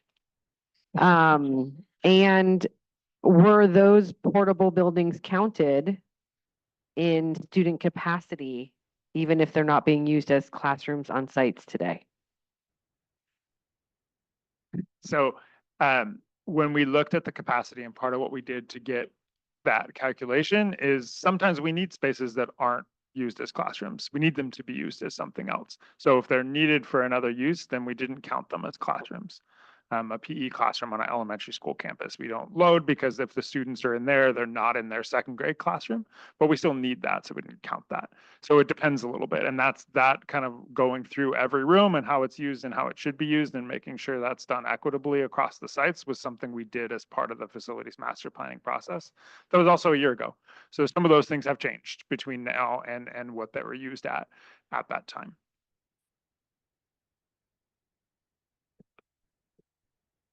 I have a question. I would like to know for Comstock, what went from 40 classrooms down to 23? How does that work? Since we have permanent classrooms, 40 of them, and then planned classrooms is 23? Yeah, so on this campus and some other campuses, we're looking at, there are other needs. So there are needs for support spaces, there are needs for those wraparound services, there are needs for special ed programs and other things. And so we're looking at where there's available capacity, can we repurpose some of those classrooms to serve some of those other needs? So that was us planning to modernize some of the spaces to maybe combine classrooms into a larger space to serve a different program, or repurpose them for other needs on the campus. And so those classrooms in the permanent buildings may have gone down to accommodate that. I don't remember exactly what the specifics were on this site off the top of my head, but that is the kind of process that we went through at every school site. And that happened at many school sites. And Comstock's definitely one of them too, where there was available capacity. So we tried to figure out what's the best use of that space, especially within permanent buildings. Thank you.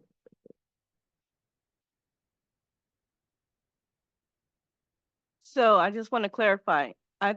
My understanding was that we were supposed to try to get rid of the portables on all of the campuses. So you're talking about repurposing the portables. No, the main buildings, repurposing permanent spaces. Okay. Not portables. But that's not, I want to make sure it's not including the portables because the Correct. portables are going to be gone. Okay. Yes.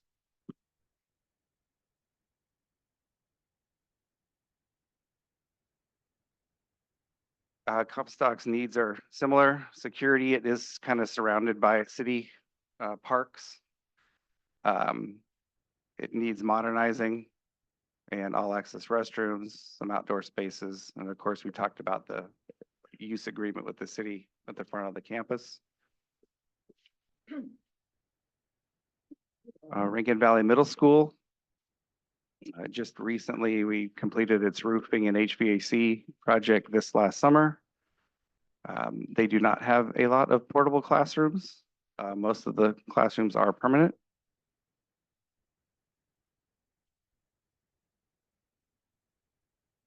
Parking and drop off, if you've ever been there, it's a mess when you go by there. They have congested corridors because the locker rooms are in there. At the same time, all those kids are switching classes. Their drama and PE facilities are overcrowded. They need all access restrooms and modernizing of classrooms. And they do share their facility with Santa Rosa Accelerated Charter.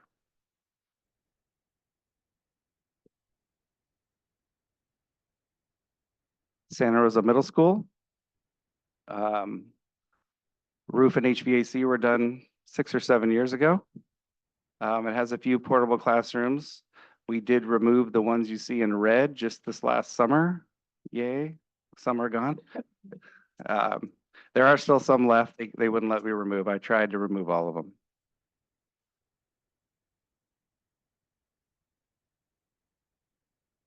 They have some security issues with the park across the street with some unhoused individuals who like to use the school site to sleep. They definitely need some modernization, paint. There are some of the rest of the portables that are still left on site or will be on their life. All access restrooms and some staff and visitor parking.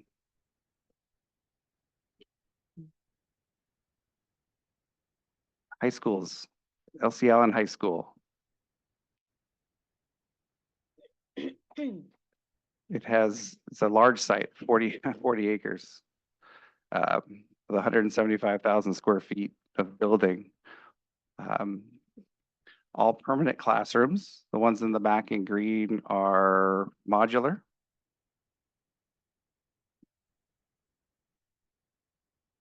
It has quite a few needs, roof, definitely, all access restroom, classroom modernization, CTE program classroom, the theater needs to be upgraded. Central quad is quite large and hard to supervise. Administration layout is insufficient and some perimeter security to help with access control. There is a use agreement with Santa Rosa Community Health Center on the campus as well on that site.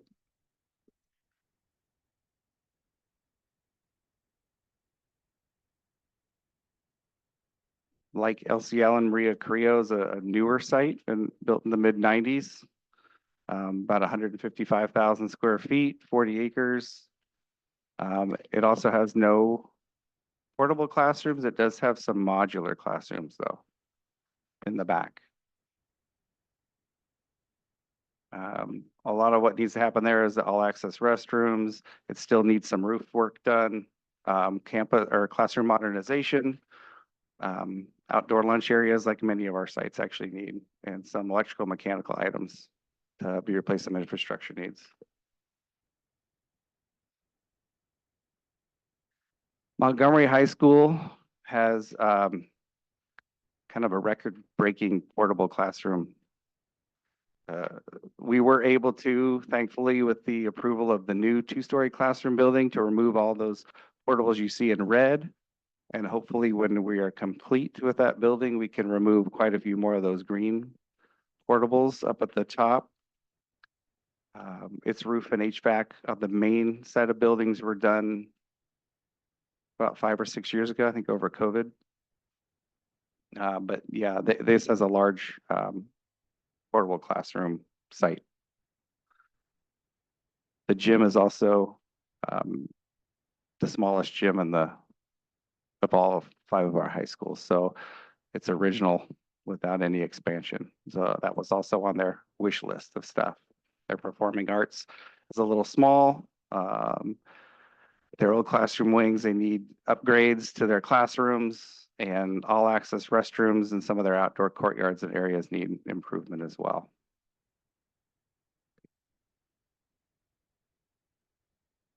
Is the value listed for Montgomery High School include the new building, or is that without the new building? No, yeah, it's not built yet. Okay, it's getting there. Yeah, we're trying. There's They're moving walls. quick.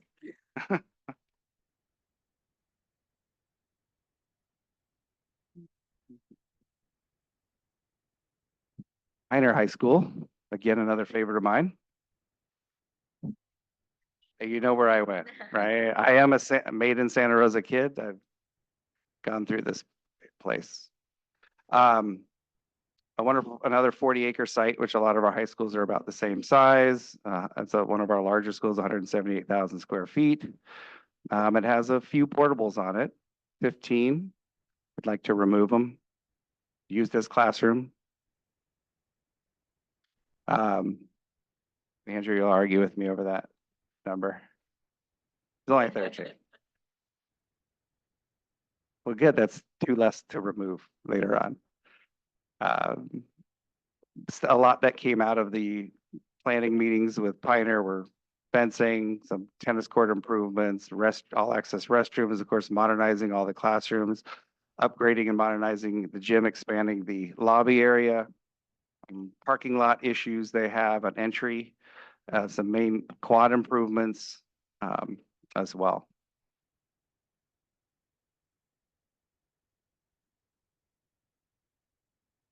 Ridgeway High School. I know it's going to seem weird here to say that that is 19 permanent classrooms, but they are modular, not portable. The building in the back that's used as a classroom is a portable. It's a much smaller site, obviously, as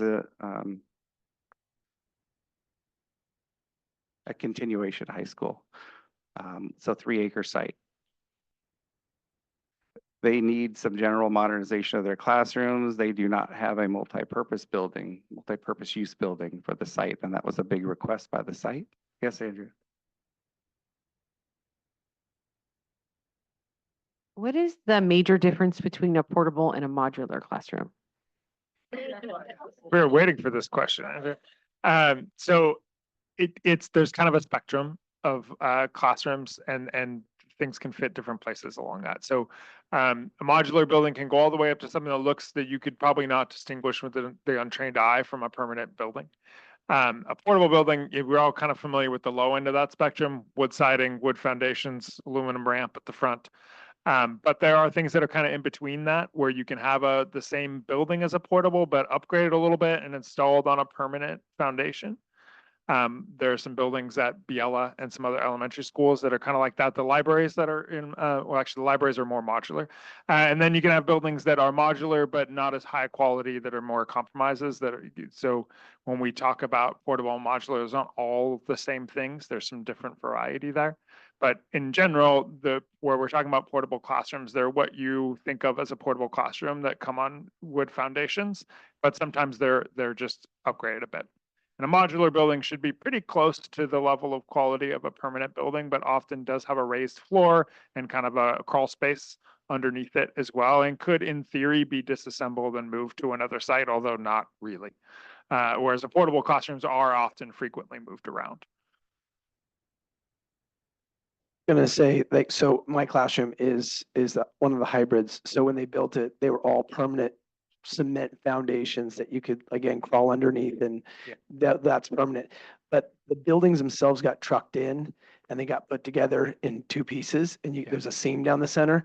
But we share walls with everybody, so a lot of times when you see portables, it's a standalone. It's not necessary. They're kind of singular buildings that are next to each other, next to each other, next to each other.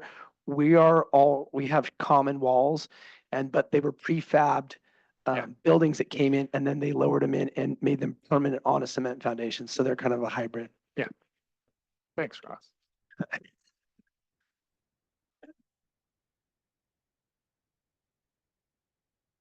Well, my follow-up is just because on Zoom, do you want to grab the other one? Oh, there we go. So a portable has a lifespan, and hopefully it's not 400 years, but portable has a lifespan. How many years does a modular have? Is it more permanent in the sense of you could stay in a modular for as long as you have them?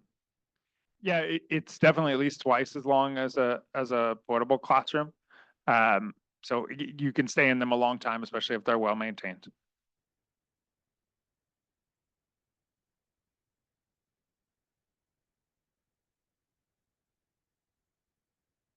Okay. Our school that just turned 150 this year. It's obviously also the largest school, 243,000 square feet. It has quite a lot of portable classrooms as well, including all of ArtQuest.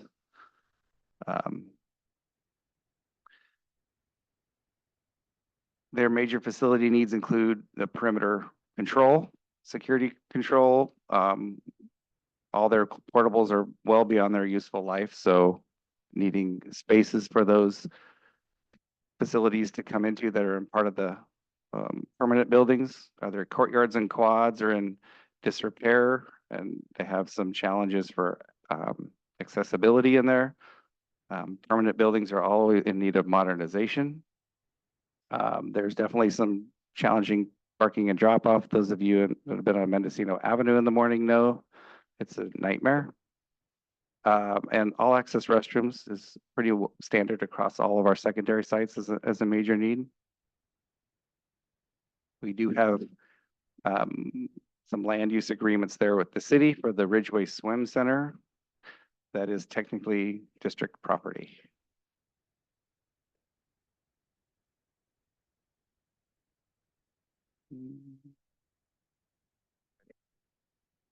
So why aren't the students swimming for free? That's a parking lot question. Yeah, that is a parking lot question, and one that we've been spending a lot of time over the last 2 years, and I know my predecessors looking at agreements going back decades. Yeah, the city doesn't play fair most times. Get them off our property. CCLA, Cesar Chavez Language Academy, operates on the former Cook campus. It's a fairly large campus, but it does have a lot of portable classrooms there as well. The ones on the front, even though the playground's newer, those are old, and the ones in the back are mostly old. I think Catherine used to be housed in one of them, I think.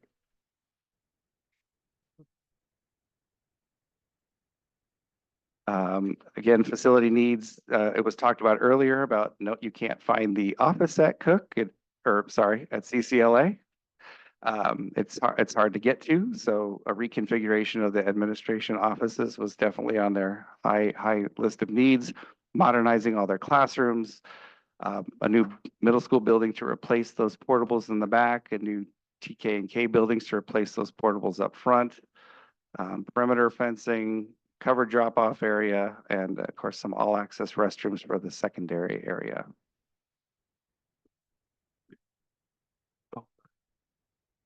I have a question about the Head Start buildings. Those are portables. So what is the agreement? What does that look like? Because at the end of the day, they're on the campus and they're portables, but then someone else is using them. So if we're trying to get rid of portables, why not those two? Just So that will depend on, again, when we talk about program and what partnerships we will have going forward. Just because it's there doesn't mean that it has to be in that in that spot, in that building, or necessarily on that location. So again, those are things that can change from year to year. And one thing to note that we didn't have on here, because I'm not sure that it's under facilities or program, but thinking about, there were changes to charter law related to what can be in our boundaries versus a neighboring district's boundaries, since the elementary district does not cover the entire city. And so CCLA is a elementary charter school that is located in the right district. And so that actually, when we go up for renewal, we're going to have conversations with it. And that's not just with this, there's conversations that Wright has a secondary charter school that's in our boundaries. And so the law changed that we can't locate without permission when we renew. So those are conversations that we're going to have that may impact where some of our charters can actually operate. So just something to be aware of. I do have a question on what Yvette just asked. Because I think LC Allen High School, you listed that there was a partnership with Santa Rosa Community Health. So I guess my question to piggyback off her is, why or do we need to add Community Action Network, because they run the Head Start program? So That's a specific facility at LC Allen that couldn't necessarily be just relocated somewhere else. It's it's specialized facilities. And now, because of your last comment, I do have a question about like Roseland being an elementary school district in your district, getting the high school district renewal. So how does that play into? Those are all conversations that all of the districts are having to have over the next couple of years, because the charter renewals were all extended after COVID. And so those are conversations that we're now going to be needing to have. Yes, go ahead. I just have a question that Monroe has on there, that they have Santa Rosa American Little League using their baseball fields. Is West Side Little League not using these anymore?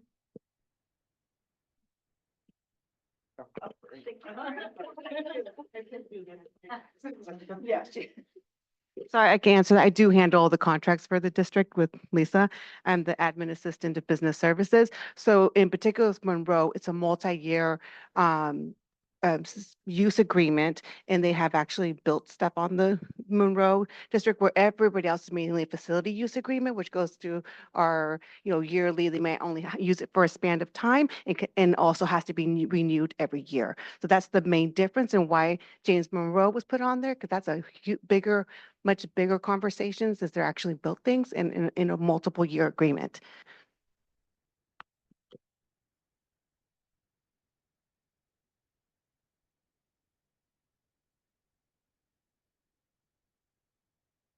Okay, Santa Rosa Accelerated Charter School, which is located in the Rankin Valley Middle School campus.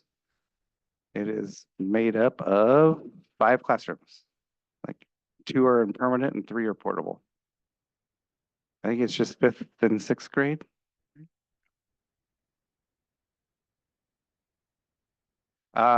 They would obviously like, their wish list was to include new classroom buildings to replace the portable. They don't have a multi-purpose room just for Shracks. Some parking lot addition, a garden, and some shade structure was part of their facilities master planning wish list.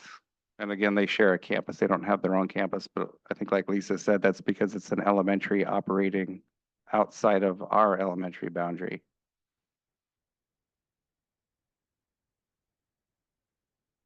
And Santa Rosa French American Charter School. It's built in 1951. Oh, sorry, Tammy, go ahead.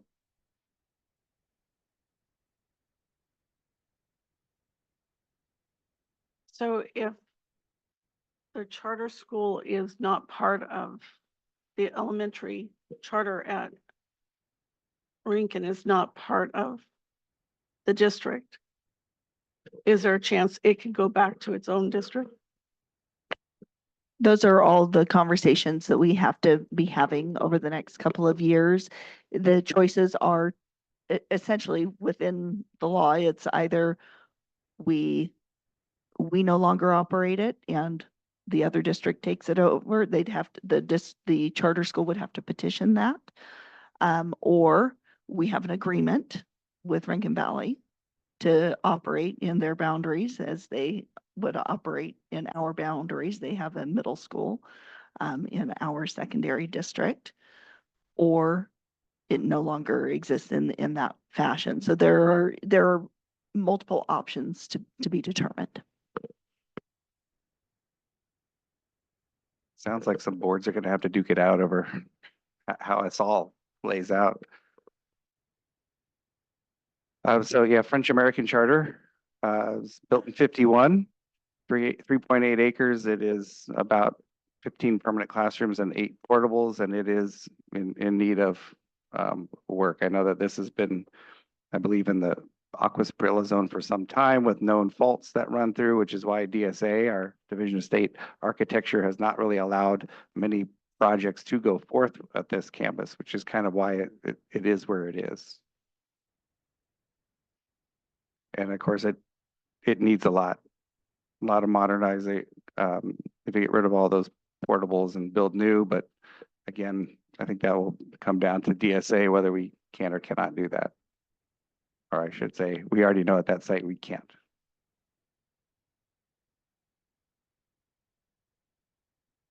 Santa Rosa Arch Charter School.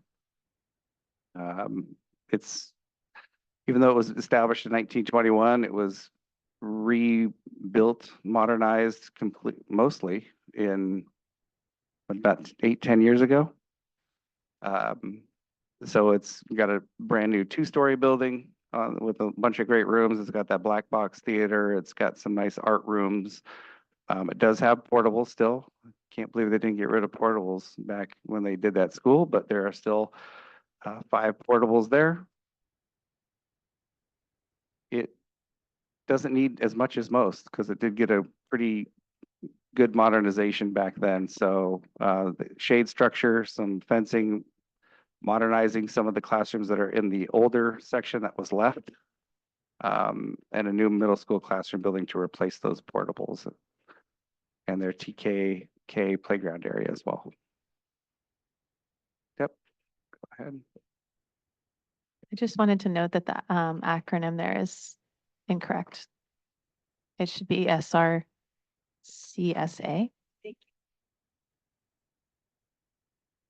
Jenna? Yeah. I think that TK playground is already there. That was new this summer, yes. Okay. I was like, I think some of this is, so You're imagining things. I went right past it. I know I did. So is any other work that, I mean, are there other things on these lists that have already been done? No, No, just, that was a site done. Also, it wasn't done through this department, so probably why it made the list without getting caught.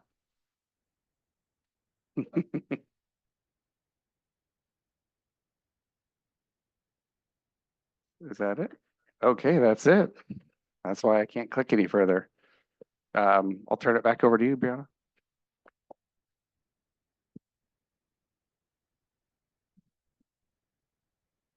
All right, so I first want to acknowledge the fact that it's 7:30. I was joking with Lynette over here. I said, should we just all face facts that we need to agree we'll be here till 8 o'clock every week instead of 7:30? So just want to make sure that we're okay, or if anybody needs to send a text or make a quick phone call about another half an hour so we can finish up the scoring piece.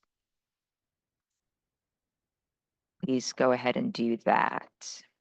All right, I'm going to share a different screen.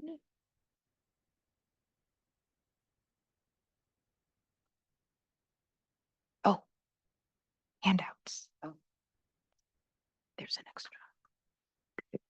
All right, so the scoring criteria that I shared with you before, I can make that a lot bigger. Let me move that out of that corner.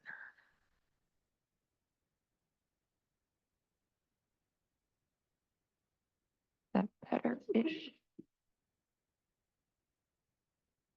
And Lynette is coming around with those. And so the first criteria was criteria 7. Facilities are in good condition.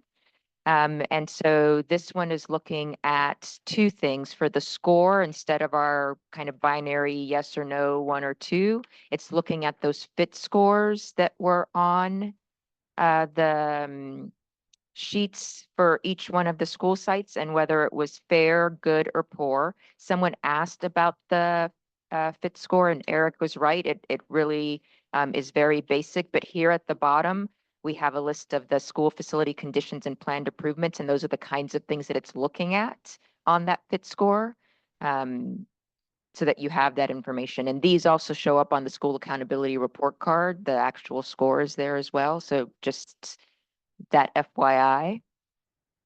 So in this case, all of them, with the exception of the French American Charter, are in good condition. So with regards to the score, they're all receiving a score of 1 because they're all listed as good on the fit score. For the weighted score, again, the notion here is that the highest score goes to the school with the most expensive needs. And so this total cost is the total of those columns that Eric shared, which was the low, medium, high, and highest need. So all of those needs totaled together, that's what these total costs are of future facilities needs. And so this ranking is the one with the most expensive needs. In this case, Steel Lane Elementary School is the most expensive. It's almost $51 million. And so that one ranked 9, all the way down to Albert Biela, which is I was about to say just $16 million. That one ranks with a 1. And so the scoring goes that way in between. Oh, sorry, yes.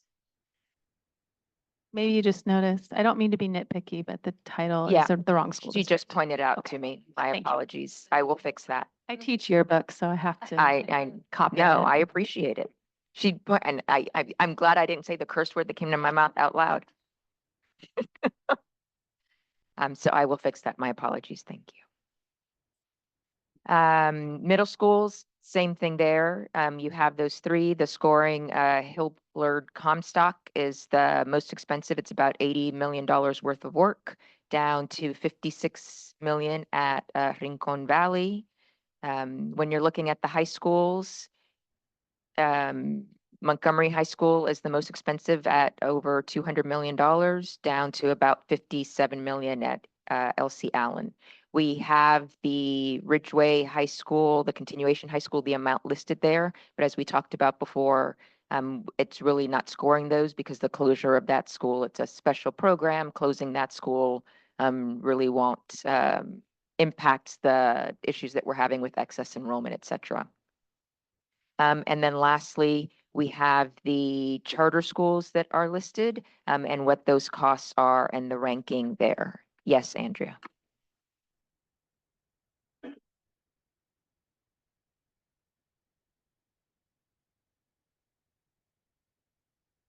It knows when I want to speak.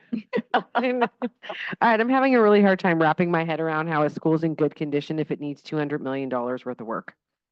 Well, again, That- if look down at the bottom at that list of what it's looking for, you know, it's literally unless the sewer is broken and you see sewage sweep, you know, coming out of it, it's really looking at those mostly the larger infrastructure kinds of things and whether they're working and intact. As Eric noted, we don't make the inspection tool. That is Yeah. literally what the state has put together for you. So just a quick, the total costs here that are all collected. I mean, I can understand where Santa Rosa High School, because the cost of replacing things there is very expensive. These numbers, how were these numbers added up? So if you'll recall on the presentation that they showed, there was the 4 columns that were low need, Right. medium need, high need, and highest need. Literally added those 4 columns together. That is the total need at that school. And it's not just to your point with regards to how can it be good and need that much. It's not just repairs. It's new buildings. It's replacing portables. So some of it isn't that something there is being fixed because it's wrong. It's making those changes. It's combining classrooms. It's those kinds of things. All of those, that's what those total So costs are. if you could have anything you wanted, that would be the cost of it. That's the cost of not anything you wanted, but those things that were listed in That the were facilities identified in master the plan. master plan. Correct. Okay. Thank you. Yeah, sorry, just a quick interjection here. We were supposed to pause in the agenda here for any public comment from the blue cards before we got into the scoring analysis. Just wanted to announce that part of it. We actually don't have any blue cards for this portion, so we'll move on anyway. But wanted to just make sure that was there for folks for future meetings to jump in on. We will have opportunity for non-agenda item public comment later. Thank you. Can I just, the 200 million, obviously that includes a building that's currently being constructed. So I just want to make a note that when you look at these numbers, some of the work is in progress and in motion, and some of these numbers, the dollars that are addressing needs aren't in motion. And I think that that's just notable because if I'm looking at a school that has one of these numbers and it's currently being constructed, versus let's say another site and nothing's started yet. In my mind, that's slightly different as far as when I think of a site facility plan. And also I think I brought up to somebody, well, I don't know if there's a spot in our number of weeks left that when you, and I think looking at what had happened at El Molino, you know, when they closed that school, you know, they built brand new things and they closed the school. It causes a lot of frustration. That I was one of the people that walked around and did precincts with those bond leaflets. You know, it's hard to get people to, you know, vote for bonds, and then they watch their bond money at work, and then you close something that they just watched all their bond dollars build. So that's another category that's not thought of necessarily in good faith of the community. You know, if they see their tax dollars going a certain way and they go, wow, that was good luck on getting me to pass a bond that you asked me for in the next 25 years. You know, so when we look at 200 million, I just want to, like, that's building is currently being made versus I don't know on some of these other sites, some of those dollars, those projects haven't even started. So when I look at 200 million, I'm like, we're already invested in a portion of that number. And some sites aren't invested at all yet in some of those numbers. And so I just think that that's an interesting thing to think about when I think in my head about how do I score a site. Because if I just built how many stories is that Montgomery building? It's like 2. It's a 2-story building and it's going to be big, brand new and shiny. And then you're just like, just kidding. Well, it was a nice building for somebody else to use or whatever. And that would be a difficult chess move, especially if we want the faith of the voters in years to come where we have to ask for another bond, let's say. Yes, Ross, and that's why I think we try to give that historical and planned so you guys could kind of see where dollars had been spent and how much, versus what's still planned. Yeah, sorry, someone else. I have a question. When looking at the scoring, the weighted score, the Santa Rosa French American Charter School, yes, we're not putting any money into it, but the condition is fair. I mean, I would consider that as number 4, not really a number 1. Well, what you have to look at the top, the ranking or the weighted scores, the highest score goes to the school with the most expensive needs. So that's all that 1 or 4. It's not a designation of the condition. The condition is what is scoring the condition was just that initial score, whether it was a 1, 2, or 3. Okay. Yeah. Go ahead. Go ahead.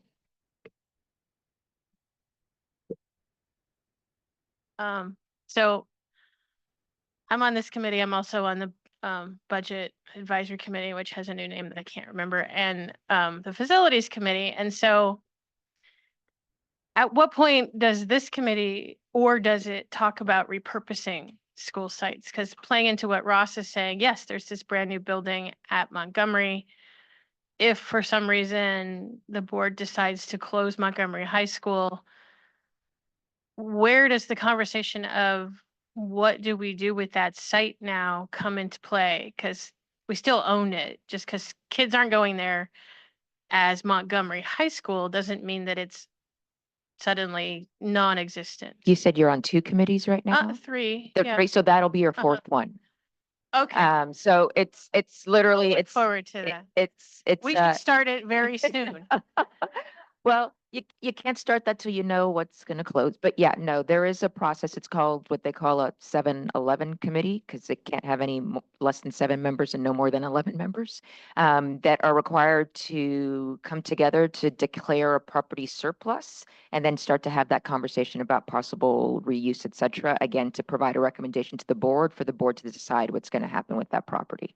So that is outside of the purview of this committee. You're just looking at which schools to close. And then from there, then at some point in the future, the board would have to convene that committee to determine what happens with those properties. I see though, what you're saying is that if one site had a better possible future use where we could profit off it as a district more than site A is more valuable to profit off it in a certain way when site B doesn't have that capacity, maybe it's location in town or what it has. One might be a great community center or lease to another site district or whatever, and one may not. And that information could sway somebody's decision about, do you put that one up for closure versus another one? That's the only thing that's tough. But again, but chicken before the egg, it's hard. Yeah. And so we're trying to get, in some respects, the focus here is thinking about the education for the students, what's best educationally. And yeah, you might be missing the opportunity to lease the one that could, or sell the one that can make you millions, or like more than millions, but. Yeah, the facilities committee, we talked about the fact that there is a planned new district office and an early childhood education center. And if we're repurposing multiple school sites, maybe new construction doesn't actually need to happen.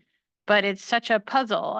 That's what I was thinking about when thinking about these 3 committees and it's kind of facetious, but at the same time, I'm kind of really serious. We need to start that new committee and get it going so that it can start like the day after this one is completed. Yeah.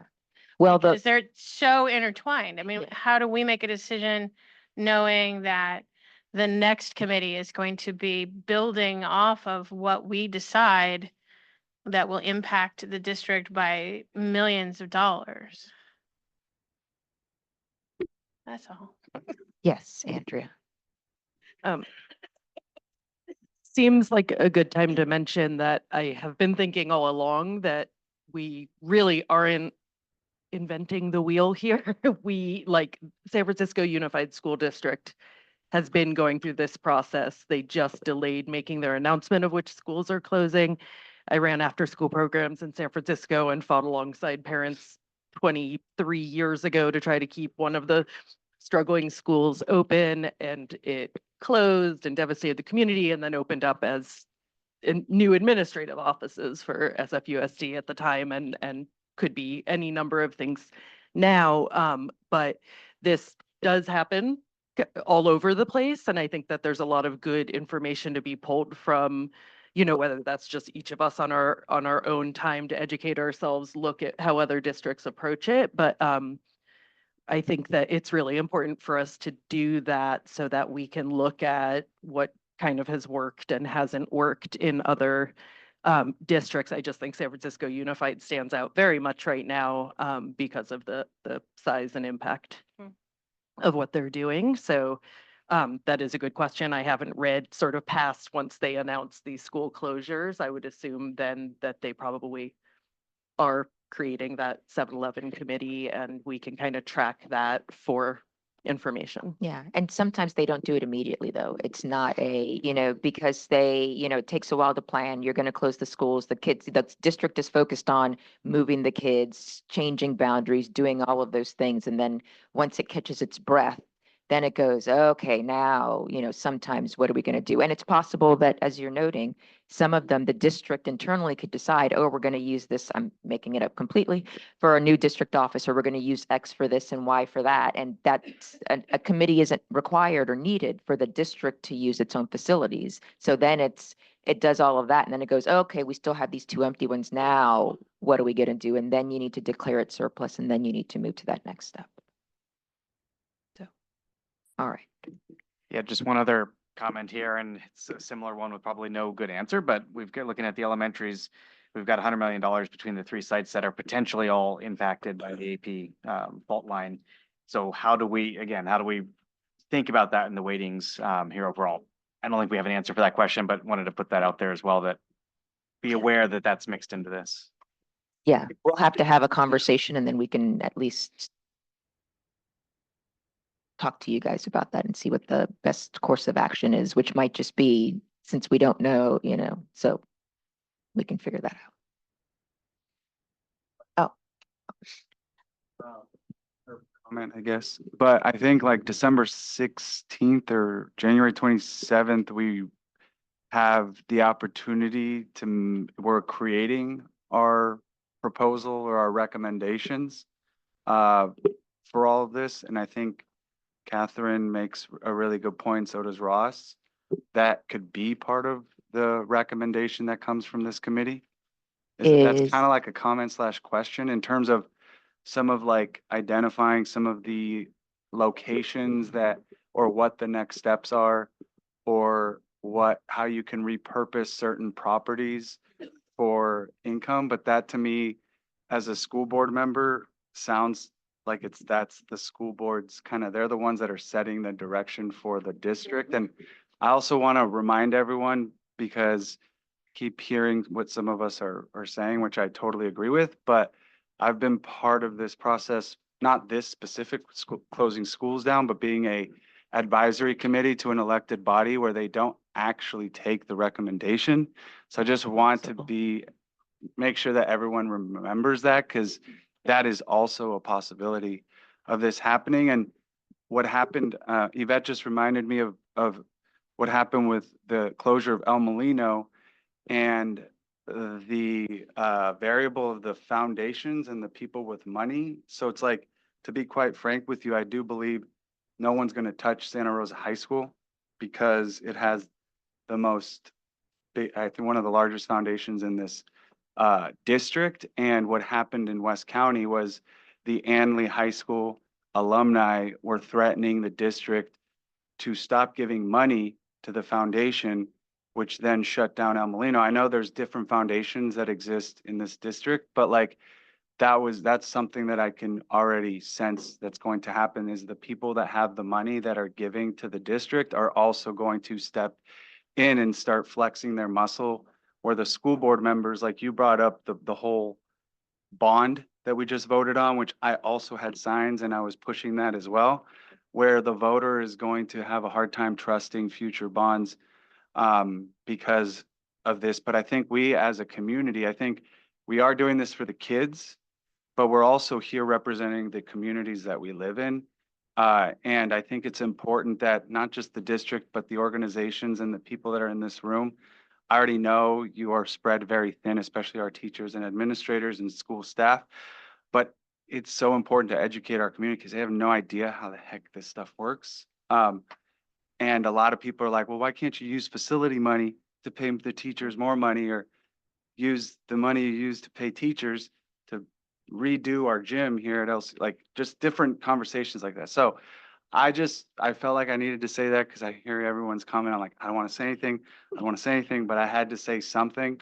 And just remind everyone that December 16th and January 27th are the opportunities, I think, that we are going to have to make our case or our recommendations to the board, I'm assuming. And I would like to ask that we make those meetings a little bit longer. I know we committed to 2-hour meetings, but maybe make those a little bit extended. All right. Any other questions on criteria 7? No? All right. So criteria 8, making this bigger. So this is modernization, construction, or other projects recently completed. So when we're looking at these, several of these criteria, you're balancing a couple of things. As some have noted, you want to know, okay, if I'm going to keep this school open or close X school, this is the amount of money that it's going to take to invest in this school. It could, that could take the next 25 years to do. It's, it all depends, but this is how much money this school needs. Want to keep that in mind as I'm looking at spending money or looking at potentially keeping this school open. This criteria, however, we want to look at what was recently completed, back to a couple of the points that was made with regards to, I'm going to close the school and they just spent X number of dollars on that school, and that's something we need to be aware. Potentially a school where you just spent, $300 million, maybe that's one that's lower on the list of schools that you want to consider closure. Looking at the broad scheme of things. And so that's how these two play. And we have one other one afterwards, after this one, that I'll talk about that puts that third key into it. Erin, you had your hand. Just getting a little mixed up because the criterion 7, it was weighted where the highest score goes to the schools with the most expensive needs. And this one is the highest score goes to the school with least expensive projects. So it's boggling my mind, try to figure out which is favorable. So they're two different things for different reasons. So think about it this way. For the school with the most expensive needs coming forward, you would think, you know what, if I'm going to close the school, maybe I need to close the school that needs the most work and it's going to cost more to do. And so you want the higher score, the one with the most expensive needs, because you want it to be higher on the list of potential closures. When you're looking at criteria 8, ones that were recently completed, you don't want to close the school that you just spent the most amount of money on. And so you want a higher rank or higher ranking on the one where the least amount of money is spent, because that means that's least amount of money that you are potentially correct. And so that's why they're reversed. So it's odd. So you can't. Yeah. So the score is looking at whether the school had recently completed projects. All of them have had some type of project completed, with the exception of Accelerated Charter High School. And again, as Eric was mentioning, there's the various bond measures. And so this was really looking at those bond measures that have been closed out and completed. And that's where that score of 1 came from. And then that highest or the weighted score is you spent the least amount of money there, you want it higher on the list because that's less money that you've spent that now may not be utilized. But again, as some of you had mentioned, hopefully the property will get used for something, whether it's by the district or whether they sell or lease it. So it's not as if that money is completely lost in that respect, but that's the differentiation. All right. Any questions on that one? All right. And then to throw another one at you, criteria 9 is looking at historical investments. The notion here, tying it with those other two, is you could have a school that needs $200 million worth of work, and you look and you go, oh, that's because this district has never spent a dime on that school. So you don't want to disadvantage a school on the one hand for costing so much because it needs so much work, when part of that reason is they've never spent any money on it whatsoever. And so what this criteria is looking at is if the school site has benefited from historical investments in facilities. Regular score is a yes or a no, a 1 or a 2. And as you can see, all of them have had some kind of investment.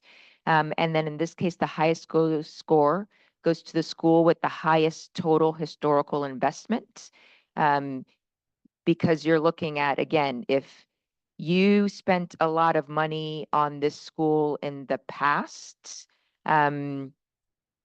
looking at it when you're looking at those other two criteria, this is one that, hey, you've had a lot of historical investment. And so you're trying to give credit to the fact that there are schools that haven't had those investments put into it. And that's potentially why they need more work now.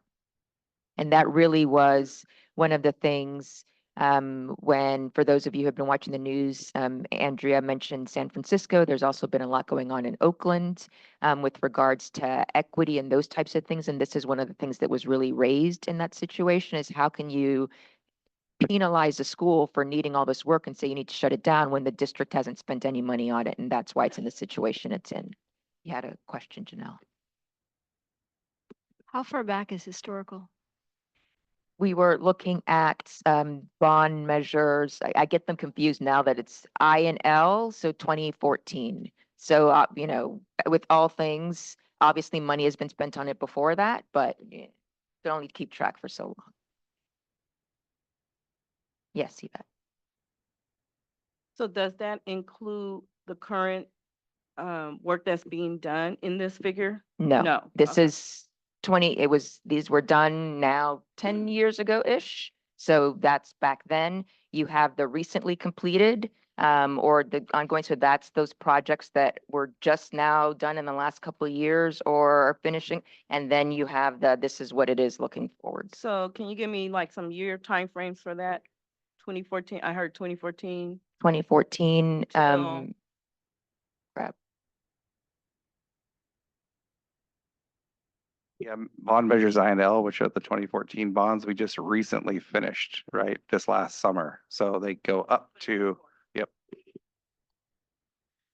A question that might be useful background information for future discussions. Would it be possible to add into these charts a normalized factor for the dollars? So for example, dollars for a site that has 4 classrooms versus dollars for a site that have 30 classrooms. Those dollar amounts per classroom or per student that is impacted by the investments would be very different and might lead to different conclusions. It might get complicated to change weightings and all of that, but at least from an informational perspective, if you look at that, I think you would come to different conclusions. Look at a calculation either per classroom or per A method of enrollment or something. normalization, Okay, yeah. I'll look at that and see what makes the most sense. Okay. All right. So then criteria 10, this is looking at,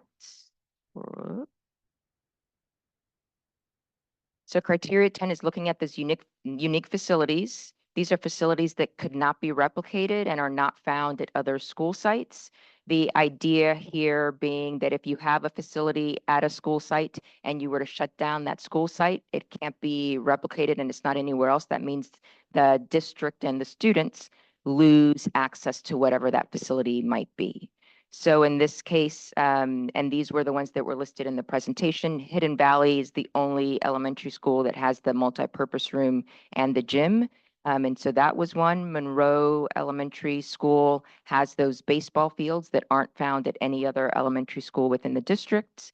And then at the high schools, you have a couple of schools that have barns, you have a couple that have auto shops, the Spark Center. These are things that if you were to close that school site, then that is a facility that those students wouldn't have.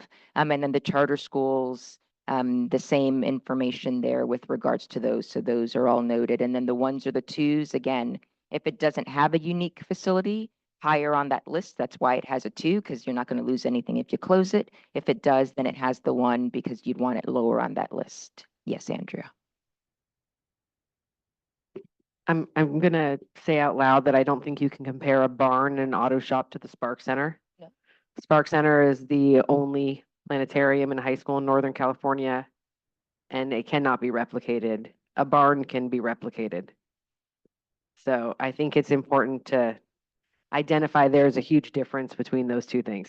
Most definitely. And I Yeah. think as you guys are having your conversations and making those recommendations, that's something that you can keep in mind. And I think I would agree with you. Auto shops, any of these could be replicated. It costs a certain amount of money to do so, but you have funds, you can certainly build. So yes, I thought I saw. I just don't have time to review or relook at my criteria, but what was are we, in terms of scoring overall, are we playing golf or are we playing like football? I forget if it's the lower score. Higher Golf. score is bad, lower score is good. Higher score would be higher on the list to recommend for Okay, closure. higher, okay, so we're playing. But again, we're not, the idea is not high score, that's automatically the one that goes out the door. This is just a way of helping you organize information. No, thank you. I just had forgotten Yep. what game we were playing. I've never played golf, so I can't help you there. Catherine, I thought I saw your hand.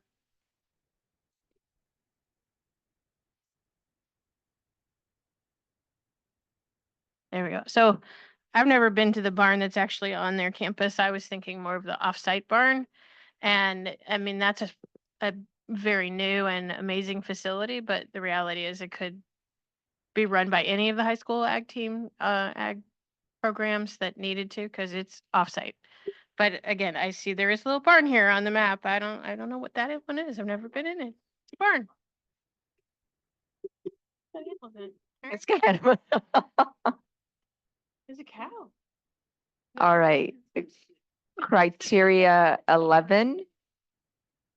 These are the support spaces that you're looking at. Do support spaces have sufficient capacity to meet current and projected enrollment? And this was the list, again, that Eric went through of the ones that aren't, that the support spaces are insufficient. Some are big enrollment. We mentioned before, some are, the multipurpose room was built for a 1920s multipurpose room and not how we use multipurpose rooms today, et cetera. And so again, if the support spaces are sufficient, it's a yes, it's a 1. You want it lower because perfect, they're where they need to be. If it's no, they are insufficient, you want it higher on the list because it doesn't have the facilities as they're needed, and it's going to take an investment of dollars to make those changes.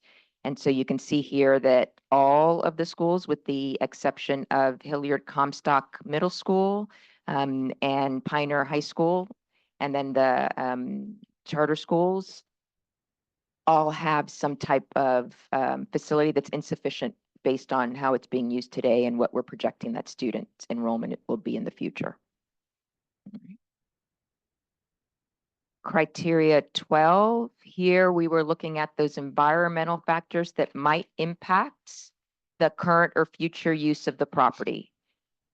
And so here we went literally thinking about that. Is there something there that would make it so that we can't use the site? And so you'll note there's a little footnote. So we wanted to make sure to recognize those facilities that had those city easements, but those aren't factors that would impact the ability to use the site. They're easements for, sewers and other things that really doesn't stop development on that site, but we wanted you to know where they were. So what we have listed and what's scored is those that would have an impact potentially on the site, like the Aquas Priolo zone. And so again, 2 want it higher on the list if there's an environmental concern, 1 want it lower on the list if it's not there because of potential future use or even the district being able to build or do something on that property. Okay. And then 13, and based on the conversations we were having as we were going through the presentation, there's something that needs to be added. But third thing is looking at leases or other outside uses currently utilizing the site and or generating income.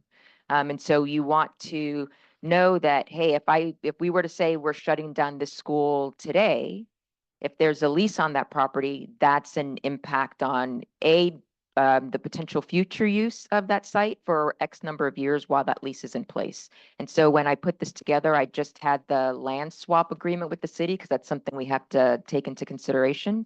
But as we were having the conversations, I need to add LC Allen. The clinic that's on there needs to be added to there as well. And then the other interesting one, and I'd love your thoughts on it, is James Monroe has those baseball fields and has that agreement for the baseball fields. Technically, that lease expires this year. So one could argue, no more lease, we don't have a requirement. But what's the likelihood that they are going to renew that or move forward with it? Probably kind of high. And so I would argue that that is something that should be added. Simona, you raised your hand. Did I cover it or?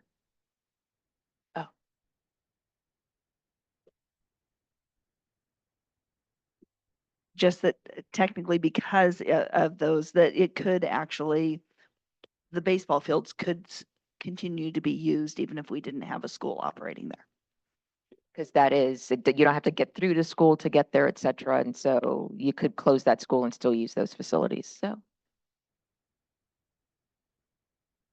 Yes, Tammy. What about Santa Rosa High School and the swimming pool? That's another one that it's, I think we were talking about it. It's being run technically by the city. And that could still remain open even if you close the school site. And so that's why it wasn't something that really impacted. You could close that school site and that swim center could still keep rolling.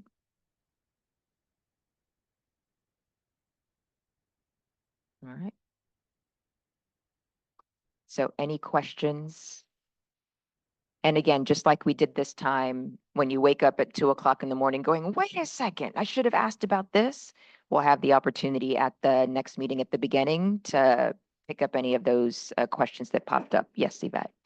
And again, it has to do with the Head Starts on the campuses and stuff like that. Would that be, well, could it still operate? Well, I don't know where they are on campus. So could they operate independently of the school? They could. I mean, you have districts that have school sites that are just Head Starts. But that is a program that the district can now say, you're going to be at a different part of the site, you're going to a different site. So it isn't something that would impact the ability to use, close, et cetera, that site, because that's a program that can be moved around. Just a logistics question. Would it be possible to share the electronic version of the spreadsheet, the scorings? You want my spreadsheet? I love spreadsheets. And maybe the follow-up question is the spreadsheet from last time, there were some errors in it and we didn't get a copy of the updated version of the spreadsheet from last time. Apologies for that. We'll make sure to print that out and make sure that you get all of them and updated these with the correct title on them. Yep. All right. Anything else? And meeting number 5 is I think I'm so sorry I can't read that far. What your name is? Aaron. Well, that doesn't help, Aaron, because, no, but thank you. He's still. She actually brings up an interesting point that I don't know if that comes up in meeting 5 about like the wildfire risks, if that is something to even consider in this process as we make recommendation, but I thought that was a good environmental factor point. We can take a look at that. We can take a look at that and see. I haven't seen, so I don't know if it's like all of Santa Rosa is the same, so it doesn't matter, or if there's a distinction, so we can, do you?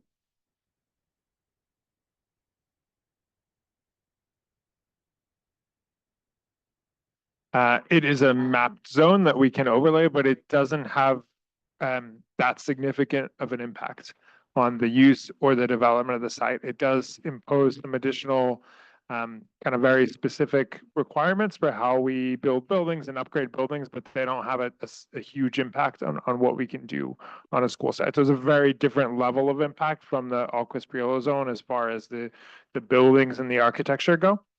It's just we have to do a couple of different things and put different kinds of vents on and things like that to control risk, but it's a much different level of order of magnitude of impact. So personally, I don't know that it raises to the level of impact that we're talking about here as far as impacting which schools are the right ones to keep open and the right ones to close.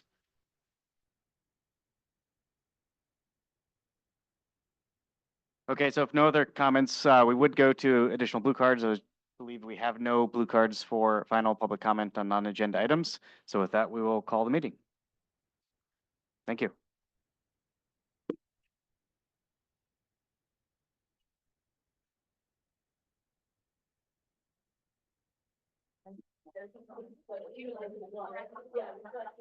Yeah, sorry about that.